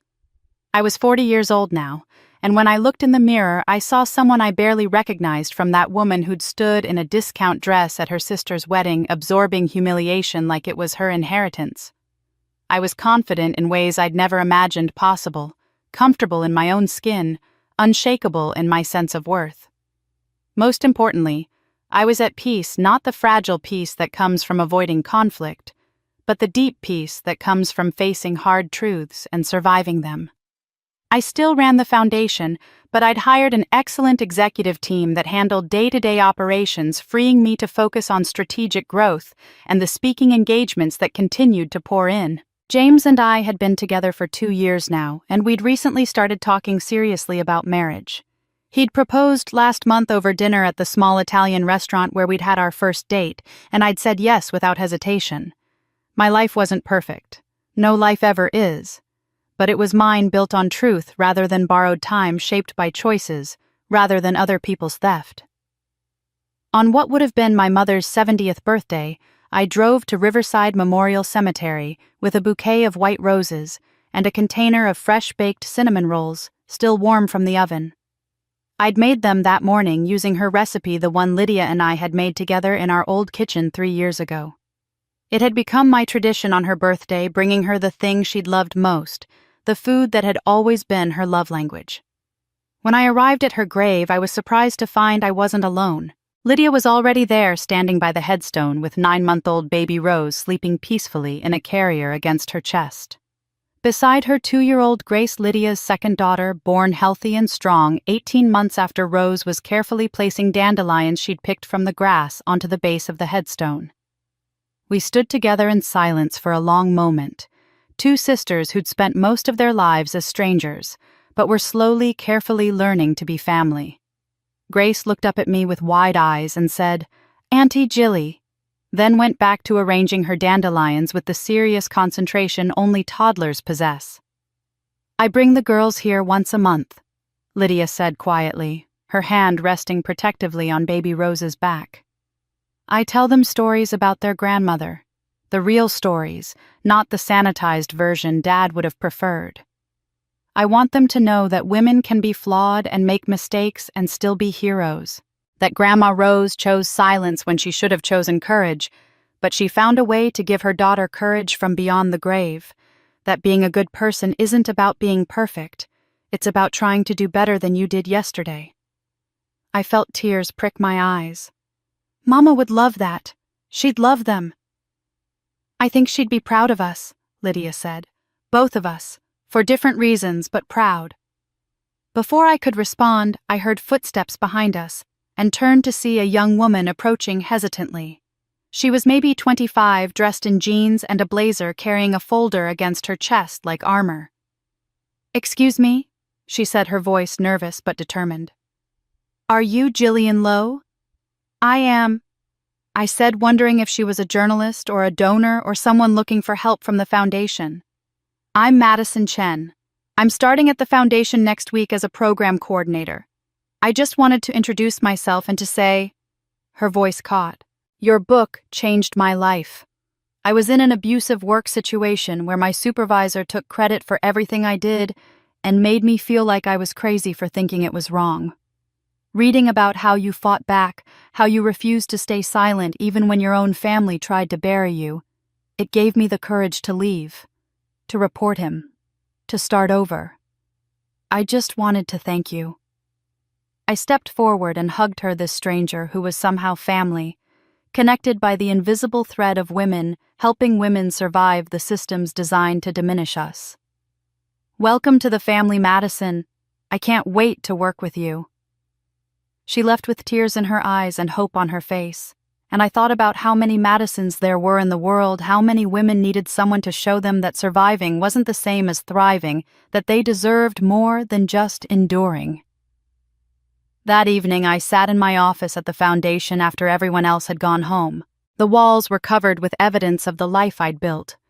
Photos of my mother, images of the women we'd helped standing at new jobs or holding diplomas from training programs, newspaper clippings about the foundation's expansion, and framed magazine covers featuring my book. But my eyes kept returning to one particular frame on my desk, the one that made visitors ask questions. It was a screenshot of Lydia's social media post from 3 years ago, the one where she'd called me unemployed loser at her wedding. I'd had it professionally printed and framed not as a trophy or a wound, but as a reminder. The woman in that story, the one being humiliated in front of hundreds, she was real. She'd existed. She'd hurt. And she'd survived and become something those people never imagined possible.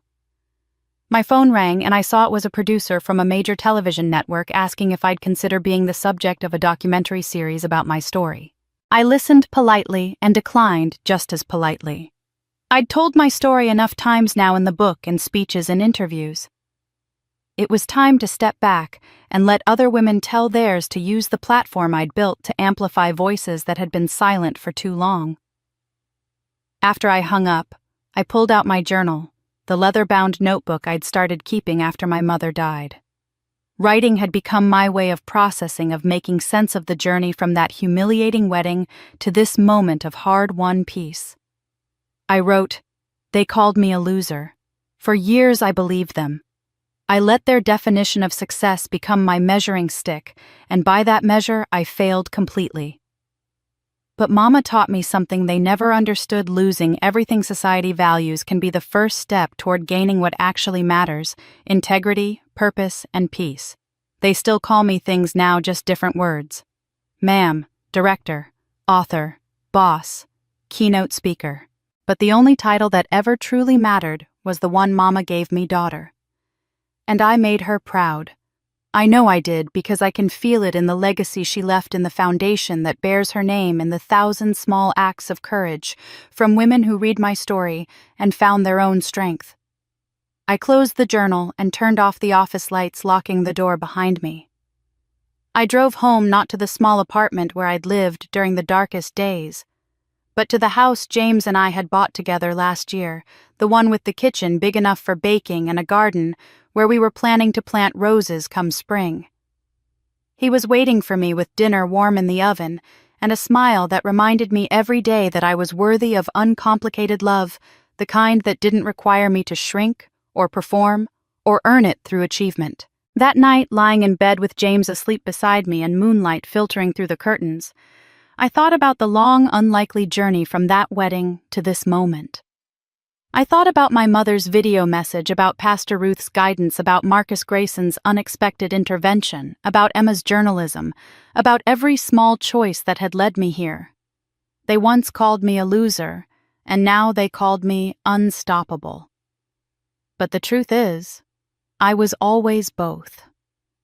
I just had to lose everything they told me mattered before I could find what actually did. And that's where Jillian's story brings us today. From the woman they called a loser at a wedding, to the founder of a movement that's helped over 1,000 women reclaim their voices and rebuild their lives. Her journey wasn't about revenge.